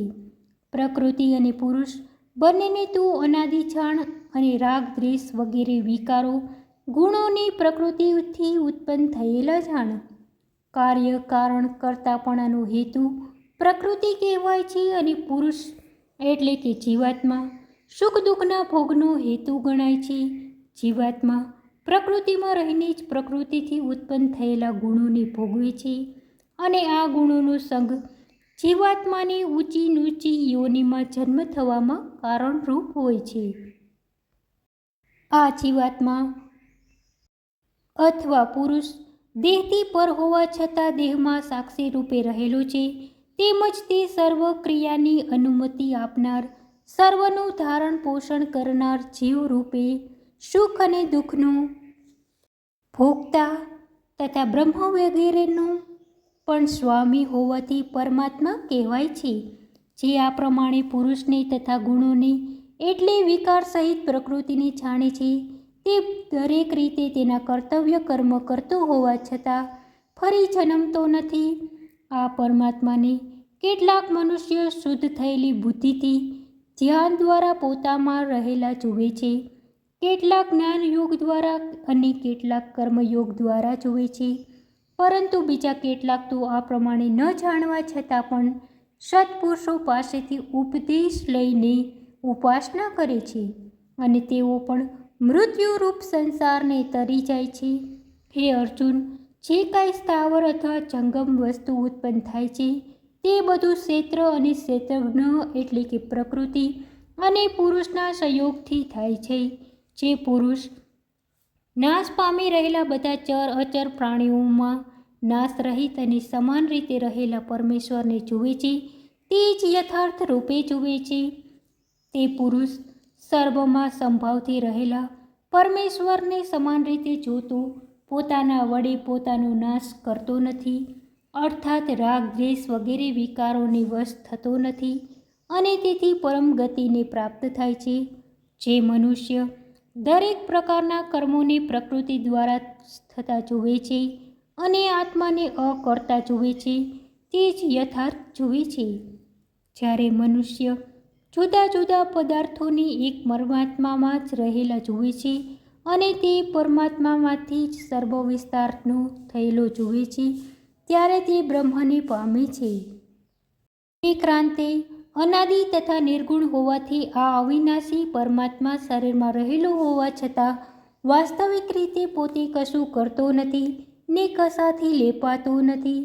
જેમ આકાશ સર્વમાં રહેલું હોવા છતાં સૂક્ષ્મ હોવાથી લેપાતું નથી, તેમ સર્વ દેહોમાં રહેલો આત્મા લેપાતો નથી. હે અર્જુન, જેમ એક જ સૂર્ય આ સંપૂર્ણ જગતને પ્રકાશિત કરે છે, તે પ્રમાણે એક જ આત્મા સંપૂર્ણ ક્ષેત્રને પ્રકાશિત કરે છે. આ પ્રમાણે ક્ષેત્ર અને ક્ષેત્રજ્ઞનો ભેદ પ્રકૃતિના બંધનમાંથી મોક્ષ કેમ થાય છે તેને જેઓ જ્ઞાન દ્રષ્ટિથી જાણી લે છે તેઓ પરમાત્માને પ્રાપ્ત કરે છે. શ્રીમદ્ ભગવદ્ ગીતાનો 13મો અધ્યાય સમાપ્ત. શ્રીમદ્ ભગવદ્ ગીતાનો 14મો અધ્યાય ગુણત્રય વિભાગ યોગ શરૂ. ભગવાન બોલ્યા, સર્વ જ્ઞાનોમાં જે ઉત્તમ જ્ઞાન છે, જેનો અનુભવ કરીને મુનિજનો આ સંસારથી મુક્ત થઈ પરમ પદને પામ્યા છે, તે જ્ઞાન હું તને કહીશ. આ જ્ઞાનનો આશ્રય લેવાથી જેઓ મારા સ્વરૂપને પ્રાપ્ત થાય છે તેઓ સૃષ્ટિની ઉત્પત્તિ વખતે પણ જન્મ પામતા નથી, તેમજ લય કાળે પણ તેને કશી વ્યાકુળતા થતી નથી. મારી અવ્યક્ત પ્રકૃતિ સર્વભૂતોની યોનિ છે, તેમાં હું ચેતનના અંશરૂપ ગર્ભ મૂકું છું. હે ભારત, તેનાથી સર્વભૂતોની ઉત્પત્તિ થાય છે. હે ક્રાંતે, સર્વ યોનિમાં જે પ્રાણીઓ ઉત્પન્ન થાય છે તે સર્વની ઉત્પત્તિનું સ્થાન મૂળ યોનિ મારી પ્રકૃતિ છે અને હું તેમાં બીજનું સ્થાપન કરનાર સર્વનો પિતા છું. સત્વ, રજ, તમ એ પ્રકૃતિથી ઉત્પન્ન થયેલા ગુણો અવિકારી જીવાત્માને શરીરમાં બાંધે છે. હે નિષ્પાપ અર્જુન, તેમાં સત્વગુણ નિર્બળ હોવાથી બુદ્ધિનો પ્રકાશ કરનાર અને આરોગ્યપ્રદ છે. તે જીવને સુખ તથા મનના સંગથી બંધન કરાવે છે. હે અર્જુન, રાગરૂપ રજોગુણ તૃષ્ણા અને આસક્તિથી ઉત્પન્ન થાય છે. તે દેહીને કર્મો અને તેના ફળની સાથે બાંધે છે. હે અર્જુન, પ્રાણીઓને મોહિત કરનાર તમોગુણ અજ્ઞાનથી ઉત્પન્ન થાય છે. તે જીવાત્માને પ્રમાદ, આળસ, નિંદ્રા વડે બાંધે છે. હે અર્જુન, સત્વગુણ સુખમાં જોડે છે, રજોગુણ કર્મમાં જોડે છે તથા તમોગુણ જ્ઞાનને ઢાંકી દઈને પ્રમાદમાં જોડે છે. હે ભારત, રજોગુણ અને તમોગુણને દબાવીને સત્વગુણ ઉપર આવે છે. સત્વગુણ અને તમોગુણને દબાવીને રજોગુણ તેમજ સત્વગુણ અને રજોગુણને દબાવીને તમોગુણ ઉપર આવે છે. જે વખતે આ દેહમાં અંતઃકરણ અને ઇન્દ્રિયોમાં જ્ઞાન અને વિવેક શક્તિ ઉત્પન્ન થાય છે ત્યારે સત્વગુણની વૃદ્ધિ થઈ તેમ જાણવું. હે અર્જુન, રજોગુણ વધી ત્યારે લોભ, પ્રવૃત્તિ, સકામ ભાવથી કર્મનો આરંભ, અશાંતિ અને વિષય ભોગની ઈચ્છા ઉત્પન્ન થાય છે. હે કુરુનંદન, તમોગુણ વધતા અંતઃકરણ અને ઇન્દ્રિયોમાં અપ્રકાશ, કર્તવ્ય કર્મમાં અપ્રવૃત્તિ અને પ્રમાદ, નિંદ્રા તથા મોહ ઉત્પન્ન થાય છે. સત્વગુણની જ્યારે વૃદ્ધિ થઈ હોય ત્યારે દેહધારી પ્રાણી મૃત્યુ પામે તો પણ ઉત્તમ જ્ઞાનીઓના નિર્બળ લોકને પામે છે. રજોગુણમાં મૃત્યુ થાય તો જીવાત્મા કર્મોની આસક્તિવાળા લોકમાં જન્મે છે તથા તમોગુણમાં મૃત્યુ પામનાર મૂઢ યોનિમાં જન્મ પામે છે. સત્વ કર્મનું ફળ સાત્વિક અને શુદ્ધ હોય છે. રાજસ કર્મનું ફળ દુઃખ અને તામસ કર્મનું ફળ અજ્ઞાન હોય છે. સત્વગુણથી જ્ઞાન ઉત્પન્ન થાય છે. રજોગુણથી નિસંદેહ લોભ તથા તમોગુણથી પ્રમાદ અને મોહ થતા તેથી અજ્ઞાન ઉત્પન્ન થાય છે. સાત્વિક મનુષ્ય ઉચ્ચ ગતિને પામે છે. રાજસી મનુષ્ય મધ્ય મનુષ્ય લોકમાં રહે છે તથા તામસી મનુષ્ય અધોગતિને પામે છે. જ્યારે જ્ઞાની મનુષ્ય ત્રણેય ગુણો સિવાય બીજો કોઈ કર્મનો કરતા નથી એમ જુએ છે અને પોતાને ગુણથી પર રહેલો જાણે છે ત્યારે તે મારા સ્વરૂપને પ્રાપ્ત થાય છે. પુરુષ આ સ્થૂળ શરીરની ઉત્પત્તિના કારણરૂપ ત્રણ ગુણોને તરી જઈને જન્મ, મૃત્યુ, વૃદ્ધાવસ્થા અને સર્વ પ્રકારના દુઃખોથી મુક્ત થઈ પરમ સ્વરૂપને પ્રાપ્ત થાય છે. અર્જુન બોલ્યો, હે પ્રભુ, આ ત્રણ ગુણોથી પર થયેલા મનુષ્યના કેવા લક્ષણ હોય છે, તે કેવો આચાર હોય છે, તે કયા ઉપાયથી મનુષ્ય ત્રણ ગુણોથી પર થઈ શકે છે? ભગવાન બોલ્યા, હે અર્જુન, જે પુરુષ સત્વ, રજ અને તમોગુણથી થનારા પ્રકાશ, પ્રવૃત્તિ, અર્થ, મોહ પ્રાપ્ત થતા તેમનાથી દુઃખી નથી થતો અને નિવૃત્ત થતા તેમની ઈચ્છા નથી કરતો અને ઉદાસીન પેટે સ્થિર રહે છે, ગુણોથી વિચલિત નથી થતો, ગુણો જ પોતાના ભાવ ભજવે છે એમ માનીને સ્વસ્થ રહે છે, સ્વરૂપના ભાનમાંથી ખસતો નથી, સુખ અને દુઃખને સમાન સમજે છે, માટી, પથ્થર, સોનામાં સરખો ભાવ રાખે છે તથા પ્રિય અને અપ્રિયમાં, નિંદા શ્રુતિમાં, માન અને અપમાનમાં, શત્રુપક્ષ અને મિત્રપક્ષમાં સમભાવે વર્તે છે, બધા કામોમાં કર્તાપણાના અભિમાનથી રહિત છે, તે પુરુષ ગુણાતીત કહેવાય છે. જે પુરુષ એકનિષ્ઠ ભક્તિ યોગ વડે મને નિરંતર ભજે છે, આ ત્રણ ગુણોથી પર થઈને બ્રહ્મભાવને પ્રાપ્ત કરવા યોગ્ય બને છે. આ બ્રહ્મની સ્થિતિ તે હું છું. અવિનાશી અમરતા મોક્ષનું સ્વરૂપ પણ હું છું અને સનાતન ધર્મની મૂર્તિ પણ હું છું, તેમજ સુખની મૂર્તિ પણ હું છું. શ્રીમદ્ ભગવદ્ ગીતાનો 14મો અધ્યાય સમાપ્ત. શ્રીમદ્ ભગવદ્ ગીતાનો 15મો અધ્યાય પુરુષોત્તમ યોગ શરૂ. શ્રી ભગવાન કહે છે, જેનું આદિ પુરુષ પરમાત્મા રૂપ મૂળ ઉદ્ધવ છે અને બ્રહ્માથી લઈ સ્થાવર જંગમ પ્રાણીઓ રૂપે નીચે વિસ્તરેલી જેની શાખાઓ છે અને વેદો જેના પાંદડાઓ છે, એવો આ સંસાર તે અશ્વત્થ વૃક્ષ રૂપે રહેલો છે. જે તેને જાણે છે તે વેદને જાણનાર છે.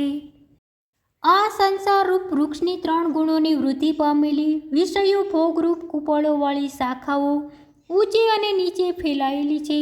વિષય વ્યસના રૂપ કર્મના બંધનોવાળા આ મૂળ નીચે મનુષ્ય લોકમાં ફેલાયેલા છે. આ સંસાર રૂપ વૃક્ષ પ્રતિ ક્ષણ વિનાશી હોવાથી આનું કોઈ ચોક્કસ પ્રકારનું સ્થિર રૂપ કહી શકાતું નથી. આ સંસારનો સર્વાંશે અંત થતો જણાતો નથી, તેમજ સંપૂર્ણ રૂપે તેની ઉત્પત્તિ અને સ્થિતિ પણ જોઈ શકાતી નથી. એવા આ અનંત મૂળવાળા નરેશ્વર સંસારને અનાસક્તિરૂપ મજબૂત શસ્ત્રથી આપણી અંદરથી કાપી નાખીને તેવું પદ શોધવું જોઈએ કે જ્યાં ગયેલા જીવો જન્મ મરણરૂપ આ સંસારમાં પાછા આવતા નથી.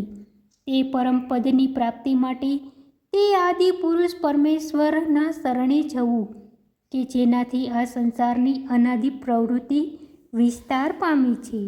જે મનુષ્ય માન અને મોહથી રહિત છે, જેમણે આસક્તિ રૂપ દોષને જીત્યો છે, જેઓ કામનાઓ છોડીને નિત્ય આત્મારૂપનો વિચાર કર્યા કરે છે, જેઓ સુખ દુઃખ વગેરે દ્વંદ્વથી પર થયેલા છે, તેવા વિવેકી પુરુષોને તે અવિનાશી પદની પ્રાપ્ત થાય છે. તે પદની સૂર્ય, ચંદ્ર કે અગ્નિ પ્રકાશિત કરી શકતા નથી. જે પદની પ્રાપ્ત કરીને મુમુક્ષુઓ પાછા ફરતા નથી, તે મારું પરમ ધામ છે. આ દેહમાં રહેલા જીવાત્મા મારો જ સનાતન અંશ છે અને તે 3 ગુણોવાળી માયામાં રહીને મન સહિત 5 ઇન્દ્રિયોને ખેંચી રહ્યો છે. મારો જે અંશ શરીર ધારણ કરે છે તે વાયુ જેમ આજુબાજુના પદાર્થોની ગંધ લઈને આગળ જાય છે, તેમ શરીર છોડીને તેની વાસનાઓ મન અને ઇન્દ્રિયો લઈને બીજા શરીરમાં જાય છે. કાન, આંખ, સ્પર્શ, જીભ, ઘ્રાણ, મનને ધારણ કરીને આ અંશરૂપ ઈશ્વર વિષયોને સેવે છે. તે કેટલીક વાર વિષયો ઉપરથી ઉડી જાય છે અને કેટલીક વાર વિષયો ઉપર બેસેલો હોય છે, લાગેલો હોય છે. સત્વ, રાજસ, તમો ગુણના સંગથી તેની જે આ ક્રિયાઓ થાય છે તેને મૂઢ બુદ્ધિવાળો પુરુષ જોઈ શકતો નથી, પરંતુ વિવેકી જ્ઞાનીઓ જોઈ શકે છે. પ્રયત્ન કરનાર યોગીઓ શરીરમાં રહેલા આ ઈશ્વરને જોઈ શકે છે, પરંતુ અંતઃકરણ શુદ્ધ ન હોય તેવો મૂઢ ચિત્તવાળા મનુષ્યો આને પ્રયત્ન કરવા છતાં પણ જોઈ શકતા નથી. સૂર્યમાં રહેલ જે તેજ સંપૂર્ણ જગતને પ્રકાશિત કરે છે, તથા જે તેજ ચંદ્રમાં અને અગ્નિમાં છે તે તેજ તું મારું જાણ, અને હું જ પૃથ્વીમાં પ્રવેશ કરીને મારી શક્તિ વડે સર્વ પ્રાણીઓને ધારણ કરું છું અને રસરૂપ ચંદ્રમાં થઈને બધી વનસ્પતિઓને પોષણ આપું છું. તેમજ હું અગ્નિરૂપે બધા પ્રાણીઓના દેહમાં રહીને પ્રાણ અને અપાન વાયુથી યુક્ત થઈને 4 પ્રકારના અન્ન પચાવું છું. વળી હું સર્વના હૃદયમાં અંતર્યામી રૂપે રહેલું છું. બધા જીવોનું સ્મરણ, જ્ઞાન, અજ્ઞાન મારાથી જ થાય છે. બધા વેદોથી મારું જ જ્ઞાન થાય છે. હું જ જ્ઞાનનો નિર્ણય કરું છું અને હું જ જ્ઞાનનો જાણકાર પણ છું. આ લોકમાં ક્ષર, નાશવંત, અક્ષર, અવિનાશી એવા 2 પુરુષો છે. તેમાં સર્વભૂતો એ નાશવંત પુરુષો છે. તેમાં રહેલો જે અંતર્યામી પુરુષ તે અક્ષર અવિનાશી છે. આ ક્ષર અને અક્ષર બંનેથી ઉત્તમ પુરુષ તો બીજો જ છે, તે પરમાત્મા કહેવાય છે. તે અવિનાશી ઈશ્વર 3 લોકમાં પ્રવેશ કરીને સર્વનું પોષણ કરે છે. આ ક્ષર નાશવંત અને અક્ષર અવિનાશી પુરુષોથી હું પર છું. આથી લોકમાં અને વેદોમાં હું પુરુષોત્તમ નામથી પ્રસિદ્ધ છું. હે ભારત, આ પ્રમાણે મોહરહિત થઈ જે જ્ઞાની પુરુષ મને પુરુષોત્તમ સ્વરૂપે જાણે છે, તે સર્વજ્ઞ હોય મને સર્વભાવથી ભજે છે. હે નિષ્પાપ અર્જુન, આ ગુપ્તમાં ગુપ્ત શાસ્ત્ર મેં તને કહ્યું તેને તત્વથી જાણીને મનુષ્ય જ્ઞાનવાન અને કૃતજ્ઞ થાય છે. શ્રીમદ્ ભગવદ્ ગીતાનો 15મો અધ્યાય સમાપ્ત. શ્રીમદ્ ભગવદ્ ગીતાનો 16મો અધ્યાય દેવસુર સંપદ વિભાગ યોગ શરૂ. ભગવાન કહે છે કે નિર્ભયતા, અંતઃકરણની નિર્બળતા, જ્ઞાન, યોગન વિશે નિષ્ઠા, દાન, ઇન્દ્રિયોનું દમન, ત્યાગ, શાંતિ, નિંદા ન કરવી, દયા, લોલુપતાનો અભાવ, મૃદુતા, દુરાચારથી લજ્જા, અચંચળતા, તેજ, ક્ષમા, ધૈર્ય, પવિત્રતા, દ્રોહ ન કરવો તથા અભિમાનનો ત્યાગ, આટલા ગુણો હે અર્જુન દેવી સંપત્તિ તરફ વળેલા મનુષ્યમાં ઉત્પન્ન થાય છે. દંભ, ગર્વ, અભિમાન, ક્રોધ, કઠોરતા અને અજ્ઞાન આ ગુણો અસુરી ભાવો તરફ વળેલા મનુષ્યમાં ઉત્પન્ન થાય છે. દેવી ભાવો મોક્ષ તરફ લઈ જાય છે અને અસુરી ભાવો બંધનમાં નાખે છે. હે અર્જુન, તું શોક ન કર, તું દેવી સંપત્તિ તરફ વળેલો છે. હે અર્જુન, આ લોકના પ્રાણીઓનો સમુદાય 2 પ્રકારનો છે. એક, દેવી પ્રકૃતિવાળા વિશે તો વિસ્તારપૂર્વક કહેવાઈ ગયું. હવે તું અસુરી પ્રકૃતિવાળા વિશે સાંભળ. અસુરી સ્વભાવવાળા મનુષ્ય કરવા યોગ્ય અને ન કરવા યોગ્યને જાણતા નથી. તેનામાં પવિત્રતા કે સદાચાર હોતા નથી, તેમજ સત્ય તેઓમાં હોતું નથી. તેઓ જગતને અસત્ય, આધાર વિનાનું અને ઈશ્વર વિનાનું કહે છે. કેવળ સ્ત્રી પુરુષના સમાગમથી જ ઉત્પન્ન થયેલું છે અને તેથી તે કેવળ વિષય ભોગ ભોગવવા માટે જ છે. આવી દ્રષ્ટિ પકડીને તે ભયાનક કામો કરનારા હોય છે. અલ્પમતિવાળા દુષ્ટો જગતના શત્રુઓ થઈ તેનો નાશ કરવા માટે રચ્યા પચ્યા રહે છે. દંભ, માન અને મદથી ભરાયેલા તે લોકો કોઈ પણ પ્રકારે પૂરી ન થાય તેવી કામનાઓથી મોહિત થઈને નીચ કામોમાં પ્રવૃત્ત થાય છે. તેઓ જગતના પ્રલય સુધીની અને પોતાના મૃત્યુ પર્યંત ચિંતા કરવાવાળા અને ભોગોમાં જ તત્પર રહેનારા હોય છે અને કામ અને ભોગોમાં જ બધું છે તેમ સમજનારા હોય છે. તેઓ સેંકડો આશા પાશાથી બંધાઈને કામ અને ક્રોધની વશ થઈ કામ અને ભોગ માટે અન્યાય દ્વારા ધન સંચય કરવાનો પ્રયત્ન કરે છે. તેઓ વિચારે છે કે આજ મેં આ મેળવ્યું અને હવે આ મનોરથને સફળ કરીશ. આટલું ધન મારી પાસે છે અને ફરી હવે આટલું મેળવીશ. આ શત્રુની બીમારીઓ અને બીજાઓને પણ હું મારીશ. હું મોટો ઐશ્વર્યશાળી છું. હું ભોગો ભોગવનાર છું. હું પ્રતિષ્ઠાવાળો છું. હું બળવાન છું. હું સુખી છું. ધનિક છું. કુટુંબ કબીલાવાળો છું અને નાત જાતવાળો છું. મારા જેવો બીજો કોણ છે? હું યજ્ઞ કરીશ, મોજ કરીશ. આ પ્રમાણે અજ્ઞાનથી મોહિત થયેલો, અનેક પ્રકારે ભ્રમિત ચિત્તવાળા અને મોહચાળથી ઘેરાયેલા, કામ અને ભોગમાં અત્યંત આસક્ત થયેલા તે લોકો અપવિત્ર નરકમાં પડે છે.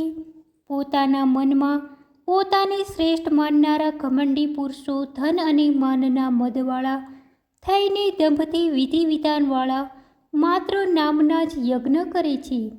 અહંકાર, બળ, ઘમંડ અને ક્રોધનો આશ્રય લેનારા તે લોકો તેમના અને બીજાના દેહમાં એકરૂપે રહેલા એવા મારો દ્વેષ કરે છે. તેઓ દ્વેષ કરનાર ક્રૂર નરાધમોને તો હું અશુભ એવી અસુરી યોનિમાં વારંવાર નાખું છું. હે ક્રાંતિ, અસુરી યોનિને પ્રાપ્ત થયેલ તે મૂઢ લોકો જન્મોજન્મ તેથી પણ વધારે અધમ ગતિને પામે છે. કામ, ક્રોધ અને લોભ આ આત્માનો નાશ કરનારું 3 પ્રકારનું નરકનું દ્વાર છે. માટે આ 3ને ત્યજી દેવા જોઈએ. હે અર્જુન, અજ્ઞાનના દ્વારરૂપા ત્રણથી મુક્ત થયેલો મનુષ્ય પોતાના કલ્યાણનું આચરણ કરી શકે છે અને તેથી પરમ ગતિને પામે છે. જે આ શાસ્ત્ર વિધિ ત્યજી દઈને મનમરી રીતે વર્તે છે તેના ધ્યેયને પણ સિદ્ધ કરી શકતો નથી અને સુખ કે પરમ ગતિને પણ પામતો નથી. તેથી કરવા યોગ્ય અને ન કરવા યોગ્યનો નિર્ણય કરવામાં તારા માટે શાસ્ત્ર જ પ્રમાણ છે. માટે શાસ્ત્રે જે કર્મ કરવાનું વિધાન કરેલું હોય તે જાણીને તારે કર્મ કરવું એ જ યોગ્ય છે. શ્રીમદ્ ભગવદ્ ગીતાનો 16મો અધ્યાય સમાપ્ત. શ્રીમદ્ ભગવદ્ ગીતાનો 17મો અધ્યાય શ્રદ્ધા ત્રય વિભાગ યોગ શરૂ. અર્જુન બોલ્યો, હે કૃષ્ણ, જેઓ શાસ્ત્ર વિધિ છોડી દઈને કેવળ શ્રદ્ધાથી જ પૂજન વગેરે કરે છે તેમની ગતિ કેવી થાય છે? સાત્વિક, રાજસી કે તામસી? ભગવાન બોલ્યા, મનુષ્યના સ્વભાવથી સાત્વિક, રાજસી અને તામસી એમ 3 પ્રકારની શ્રદ્ધા હોય છે. તે તું મારી પાસેથી સાંભળ.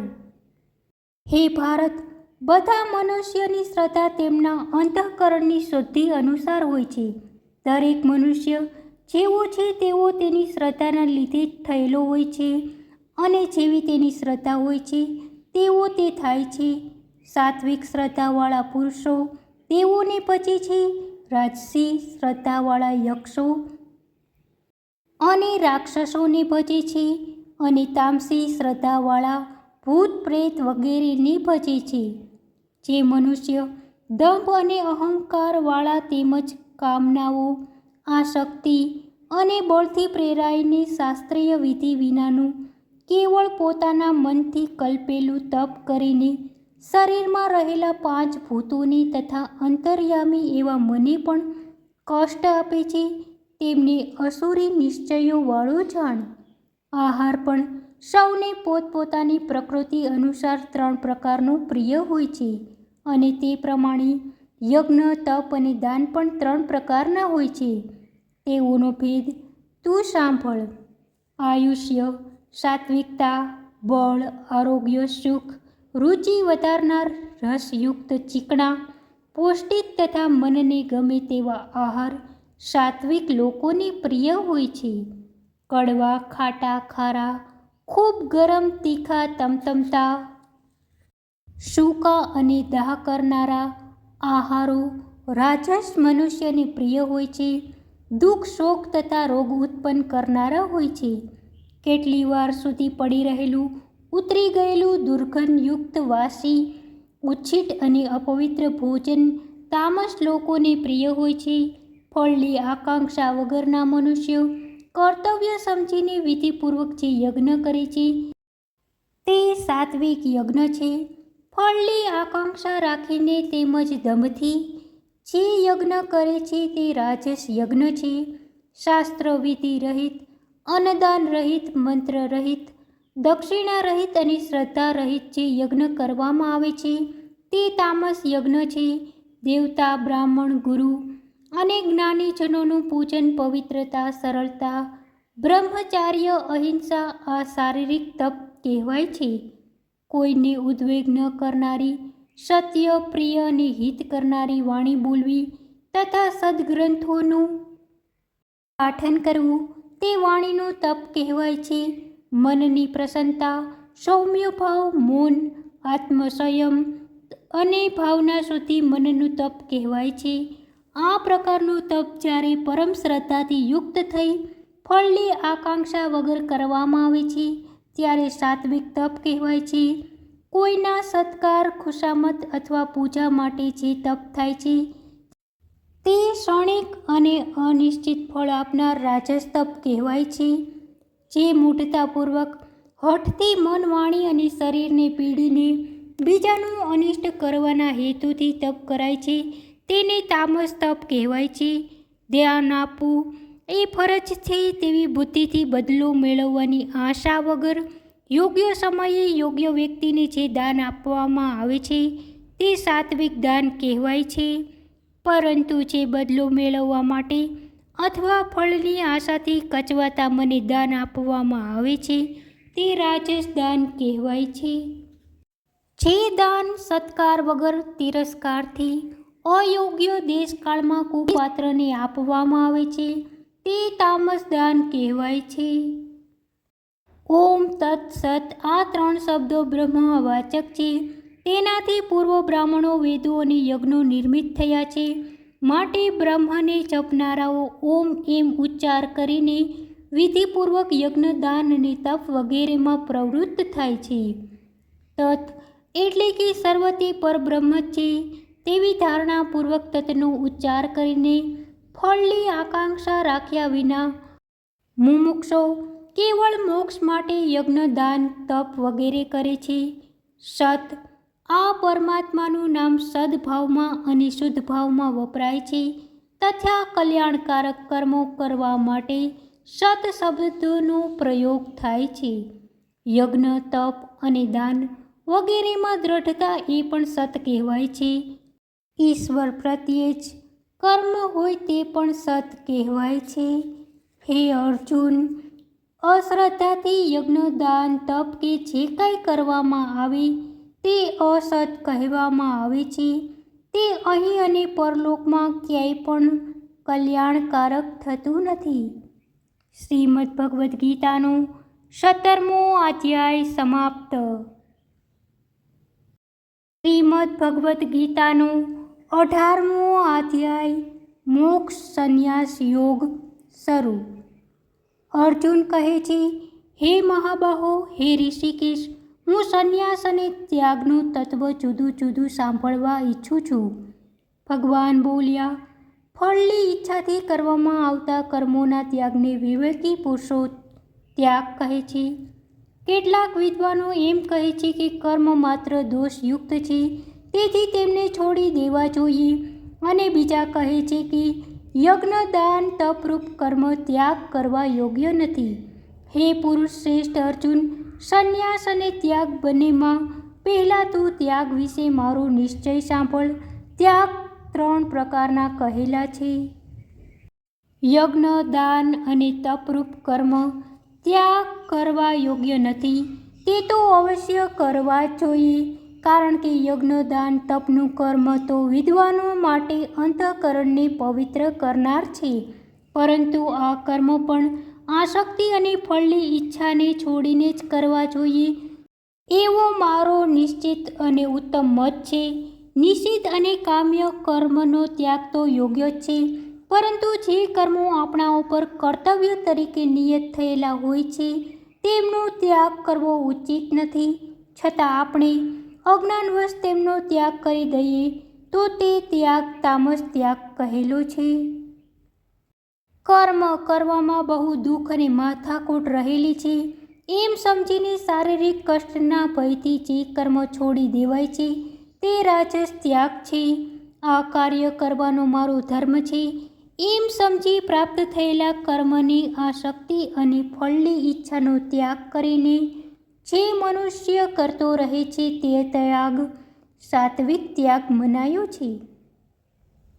આવો સાત્વિક ત્યાગી બુદ્ધિમાન અને સંશય રહિત હોય, દ્વેષ કરતો નથી અને સરળ કર્મોમાં આસક્ત થઈ જતો નથી. શરીરધારીથી સંપૂર્ણ રીતે કર્મોને છોડી દેવા શક્ય નથી, તેથી જે કર્મોના ફળનો ત્યાગ કરીને વર્તે તે જ ખરો ત્યાગી કહેવાય છે. ઇષ્ટફળ, અનિષ્ટફળ, મિશ્ર ફળ આ કર્મોનું 3 પ્રકારનું ફળ છે. તે કામનાવાળા મનુષ્યને બીજા જન્મમાં પ્રાપ્ત થાય છે, પરંતુ કર્મફળનો ત્યાગ કરીને કર્મ કરનાર સંન્યાસીઓને પ્રાપ્ત થતું નથી.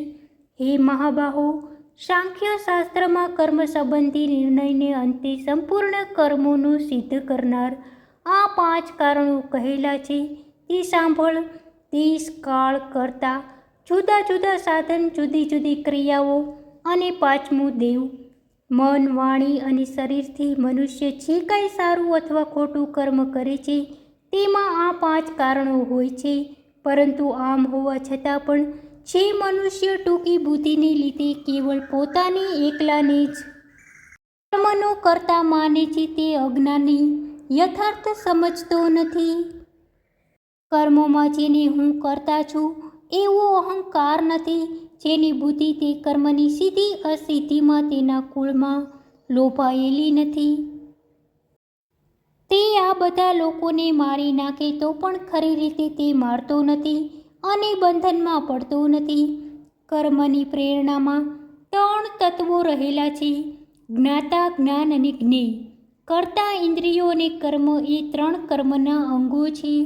ગુણોની ગણતરી કરનાર શાસ્ત્રોમાં જ્ઞાન, કર્મ અને કર્તાને પણ ગુણોના ભેદથી 3 પ્રકારના કહેલા છે. તે તું સાંભળ. જે જ્ઞાનથી મનુષ્ય જુદા જુદા દેખાતા સર્વભૂતોમાં એકરૂપે રહેલા અવિનાશી ભવને જોઈ શકે છે તે જ્ઞાનને તું સાત્વિક જાણ. અને જે જ્ઞાનથી મનુષ્ય જુદા જુદા દેખાતા સર્વભૂતોમાં જુદા જુદા વહેંચાયેલા જુએ છે તે જ્ઞાનને તું રાજસ જ્ઞાન જાણ. જે જ્ઞાન એક જ કાર્યમાં સંપૂર્ણ લાભ માની તેના સ્વરૂપને સમજ્યા વગર વિચારીએ તેમાં આસક્ત થઈ જાય છે તેને તું તામસ જ્ઞાન જાણ. કર્તવ્ય તરીકે નિયત થયેલું છે કર્મ રાગ, દ્વેષ અને આસક્તિથી રહિત થઈને ફળની ઈચ્છા વગર મનુષ્ય કરે તે સાત્વિક કર્મ કહેવાય છે. જે કર્મ હું કરું છું, હું કરતા છું એવા અભિમાનપૂર્વક કામનાવાળો મનુષ્ય ફળને માટે બહુ મહેનત ઉઠાવીને કરે છે તે રાજસ કર્મ કહેવાય છે. પરિણામનો, વસ્તુઓના બગાડનો, હિંસાનો અને પોતાની શક્તિનો વિચાર કર્યા વગર મનુષ્ય અજ્ઞાનથી જે કામનો આરંભ કરે છે તે તામસ કર્મ કહેવાય છે. જે કરતા આસક્તિ રહિત, અહંકાર ન રાખનાર તથા બડાશ ન હાંકનાર છે અને ધૈર્ય ઉત્સાહયુક્ત છે તથા કાર્ય સિદ્ધિ થાય કે ન થાય તેમાં સમાન અને નિર્વિકાર હર્ષશોક વિનાનો છે તે સાત્વિક કર્તા છે. જે કર્તા આસક્તિયુક્ત, કર્મોના ફળની ઈચ્છાવાળો અને લોભી છે તથા બીજાઓને કષ્ટ પહોંચાડવાના સ્વભાવવાળો છે અને હર્ષશોકમાં આવેશવાળો છે તે રાજસ કર્તા છે. જે કર્તા અવ્યવસ્થિત, અસંસ્કારી, અજ્ઞાની, ઝકી, શઠ, બીજાઓની આજીવિકાનો નાશ કરનાર, આળસુ, શોક કરનાર તથા દીર્ઘસૂત્રી છે તે તામસ કર્તા છે. હે ધનંજય, હવે હું બુદ્ધિ અને ધૃતિનો ગુણોને લીધે જે 3 પ્રકારનો ભેદ છે તે તને પૃથક પૃથક પૂરેપૂરો કહું છું તે સાંભળ. હે પાર્થ, જે બુદ્ધિ પ્રવૃત્તિ નિવૃત્તિ કરવા યોગ્ય અને ન કરવા યોગ્ય, ભય અને અભય અને બંધન તથા મુક્તિને જાણે છે તે સાત્વિક બુદ્ધિ છે. જેનાથી મનુષ્ય ધર્મ તથા અધર્મને, કર્તવ્ય તથા અકર્તવ્યને યથાર્થ રીતે જાણી શકતો નથી તે રાજસી બુદ્ધિ છે. હે પાર્થ, જે અંધકારથી ઢંકાયેલી બુદ્ધિ અધર્મને ધર્મ સમજે છે અને બધા પદાર્થોને અવળી રીતે જુએ છે તે તામસી બુદ્ધિ છે. હે પાર્થ, જે એકનિષ્ઠા ધૃતિથી મનુષ્ય મન, પ્રાણ, ઇન્દ્રિયોની ક્રિયાઓને આત્મયોગથી ધારણ કરે છે તે સાત્વિક ધૃતિ છે. હે અર્જુન, ફળની ઈચ્છાવાળા લોકો જે ધૃતિથી આસક્તિપૂર્વક ધર્મ અને અર્થના કામોને ધારણ કરે છે તે રાજસી ધૃતિ છે. હે પાર્થ, જે ધૃતિ વડે દુર્બુદ્ધિવાળા મનુષ્ય નિંદ્રા, ભય, શોક અને જડતાને છોડી શકતા નથી તે તામસી ધૃતિ છે. હે ભરત શ્રેષ્ઠ, હવે 3 પ્રકારના સુખને પણ તું સાંભળ જેના અભ્યાસથી મનુષ્ય સુખમાં રહે છે અને દુઃખનો અંત પામે છે. જે સુખ શરૂઆતમાં ઝેર જેવું લાગે પરંતુ પરિણામે અમૃત સમાન હોય તેવું આત્મજ્ઞાનની પ્રસન્નતામાંથી થયેલું સુખ સાત્વિક છે. વિષયો અને ઇન્દ્રિયોના સંયોગથી ઉત્પન્ન થયેલું જે સુખ શરૂઆતમાં અમૃત જેવું મીઠું લાગે પણ પરિણામે ઝેર જેવો ગુણ કરે તે સુખ રાજસી છે. જે સુખ આરંભમાં અને પરિણામમાં આત્માને મોહ ઉત્પન્ન કરનાર અને નિંદ્રા, આળસ અને પ્રમાદમાંથી ઉત્પન્ન થયેલું છે તે સુખ તામસી છે. પૃથ્વી ઉપર અથવા આકાશમાંના દેવતાઓ વગેરેમાં પણ એવું કોઈ પ્રાણી નથી જે પ્રકૃતિથી ઉપજેલ આ 3 ગુણોથી મુક્ત હોય. હે પરંતપ, બ્રાહ્મણ, ક્ષત્રિય, વૈશ્ય તથા શૂદ્રના કર્મો તેમના સ્વભાવ અને ગુણો અનુસાર વિભાગ કરવામાં આવ્યા છે. મનનો નિગ્રહ, ઇન્દ્રિયોનું દમન, તપ, પવિત્રતા, ક્ષમા, સરળતા, જ્ઞાન, અનુભવ, આસક્તિનો અભાવ એ બ્રાહ્મણના સ્વભાવજન્ય કર્મ છે. શૌર્ય, તેજ, ધૃતિ, ચતુરતા, યુદ્ધથી ન ભાગવું, દાન અને રાજકર્તાપણું ક્ષત્રિયના સ્વભાવજન્ય કર્મો છે. ખેતી, ગાયોનું પાલન અને વેપાર આ વૈશ્યના સ્વાભાવિક કર્મો છે. અને સર્વવર્ણને તેમના કાર્યોમાં મદદરૂપ થવું એ શૂદ્રનું સ્વાભાવિક કર્મ છે. પોતપોતાના સ્વાભાવિક કર્મમાં રત રહીને મનુષ્ય મોક્ષ પામે છે. પોતાના કર્મોમાં તત્પર રહેલા મનુષ્ય કેવી રીતે મોક્ષ પામે છે તે સાંભળ. જેનાથી પ્રાણીઓ ઉત્પન્ન થઈ કર્મોમાં પ્રવૃત્ત રહે છે, જેનાથી આ સર્વ જગત વ્યાપ્ત છે, તેને પરમાત્માને જે મનુષ્ય પોતાના કર્મ વડે ભજે છે તે અંતઃકરણની શુદ્ધિને પામે છે. પોતાનો ધર્મ કરતાં બીજાનો ધર્મ વધુ લાભ કરનાર હોય તો પણ પોતાનો ધર્મ જ કલ્યાણકારક છે. પોતાના સ્વાભાવિક કર્તવ્યોનું આચરણ કરનાર મનુષ્ય પાપી બનતો નથી. હે કુંતી પુત્ર, પોતાનું કર્મ દોષયુક્ત હોવા છતાં પણ તેનો ત્યાગ ન કરવો જોઈએ, કારણ કે ધુમાડાથી અગ્નિની પેઠે બધાય કર્મોની સાથે કોઈને કોઈ દોષ રહેલો હોય છે. જે સર્વત્ર આસક્તિ રહિત બુદ્ધિવાળો છે, જેણે મન અને ઇન્દ્રિયો જીત્યા છે, જેને કોઈ જાતની સ્પૃહા રહી નથી, એ પુરુષ જ્ઞાન યોગ દ્વારા સારી રીતે કર્મો કરીને કર્મ બંધનથી મુક્ત થવા રૂપ પરમ સિદ્ધિને પ્રાપ્ત થાય છે. હે ક્રાંતિ, અંતઃકરણની શુદ્ધિરૂપ સિદ્ધિ પ્રાપ્ત થયેલો મનુષ્ય પરમાત્મા ભાવને જે રીતે પામે છે તે મારી પાસેથી ટૂંકમાં સાંભળ. જે પ્રકાર જ્ઞાનની પરમ નિષ્ઠા પામવાના આવશ્યક સાધન રૂપ છે, તેવો વિશુદ્ધ બુદ્ધિવાળો યોગી દ્રઢતાપૂર્વક પોતાને નિયમિત કરી શબ્દ, સ્પર્શ વગેરે વિષયોનો ત્યાગ કરીને રાગ દ્વેષને છોડી દઈ મિતાહાર તથા એકાંતવાસ સેવન દ્વારા વાણી, શરીર તથા મનને વશ કરી નિત્ય ચિંતન પરાયણ રહી વૈરાગ્ય ધારણ કરી અહંકાર, બળ, ઘમંડ, કામ, ક્રોધ અને પરિગ્રહનો ત્યાગ કરીને મમતા રહિત અને શાંત થઈ મોક્ષ સ્થાનને પ્રાપ્ત થવા યોગ્ય બને છે. પરબ્રહ્મ ભાવને પ્રાપ્ત થયેલો તે પ્રસન્નચિત્ત મનુષ્ય કશાનો શોક કરતો નથી, કશાની આકાંક્ષા કરતો નથી. તે સર્વભૂતોમાં સંભાવે રહીને મારી પરમ ભક્તિને પ્રાપ્ત થાય છે. મારી પરમ ભક્તિ દ્વારા તે મનુષ્ય હું કેવો છું, કોણ છું તે યથાર્થ રૂપે જાણે છે અને પછી મને ખરેખરા સ્વરૂપે જાણવાથી મારામાં પ્રવેશ કરે છે. તેવો મારા પરાયણ થયેલ મનુષ્ય સર્વ કર્મો રોજ કરતો હોવા છતાં પણ મારી પ્રસન્નતાથી અવિનાશી શાશ્વત પદને પ્રાપ્ત કરે છે. હે અર્જુન, માટે તું પણ ચિત્તથી સર્વ કર્મોને મારા સમર્પણ કરીને મને પામવાની એક નિશ્ચયવાળી બુદ્ધિપૂર્વક કર્મયોગનો આશ્રય લઈ સતત મારામાં ચિત્ત વાળો થા. મારામાં ચિત્ત જોડવાથી મુશ્કેલીઓ રૂપ બધા પર્વતોને મારી કૃપાથી તું ઓળંગી જઈશ. પરંતુ જો અહંકાર વશ થઈને મારું કહેવું નહીં સાંભળે તો નાશ પામીશ. અહંકારને આધારે તું જે એમ માને છે કે હું નહીં લડું, પરંતુ તારો નિશ્ચય મિથ્યા છે, કારણ કે તારો સ્વભાવ જ તને તેમાં બળજબરીથી જોડશે. હે ક્રાંતિ, મોહવશ અત્યારે તું જે કરવા નથી ચાહતો તે કર્મને પણ તું તારા સ્વભાવજન્ય પૂર્વ કર્મથી બંધાયેલો હોય પરવશ થઈને પણ કરીશ. હે અર્જુન, ઈશ્વર સર્વ પ્રાણીઓના હૃદયમાં વાસ કરે છે અને પોતાની માયા વડે ચક્કર ઉપર ચડાવ્યા હોય તેમ બધાને ફેરવે છે. હે ભારત, સંપૂર્ણ ભાવથી તેની શરણે જા. તેની કૃપાથી તું પરમ શાંતિરૂપ સ્થાનને પ્રાપ્ત કરીશ. આ પ્રમાણે મેં ગુપ્તમાં ગુપ્ત જ્ઞાન કહ્યું. એને તું પૂરેપૂરું વિચારીને જેમ યોગ્ય લાગે તેમ કર. વળી સર્વ કરતાં પણ ગુપ્ત આ મારું પરમ હિતકારક વચન સાંભળ. તું મને ખૂબ પ્રિય હોવાથી તેને કહું છું. હે અર્જુન, તું મારામાં જ મન રાખનાર થા.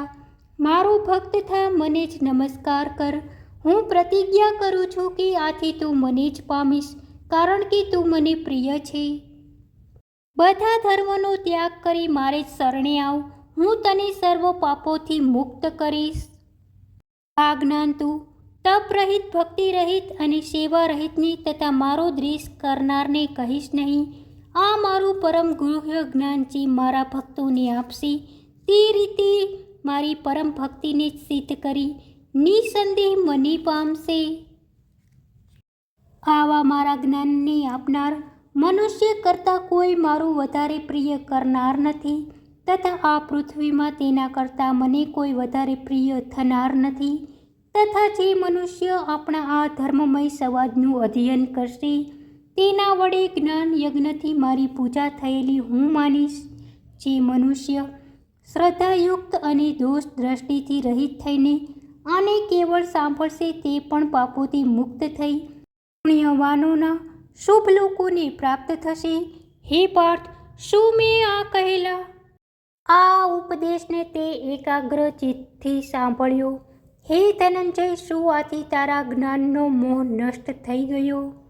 અર્જુન કહે છે, હે અચ્યુત, આપની કૃપાથી મારો મોહ નાશ પામ્યો છે અને મને સત્યનું ભાન થયું છે.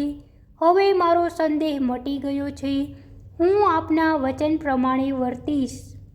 સંજય કહે છે, આ પ્રમાણે મેં ભગવાન વાસુદેવ અને મહાત્મા અર્જુનનો આ અદ્ભુત અને રોમાંચકારી સંવાદ સાંભળ્યો.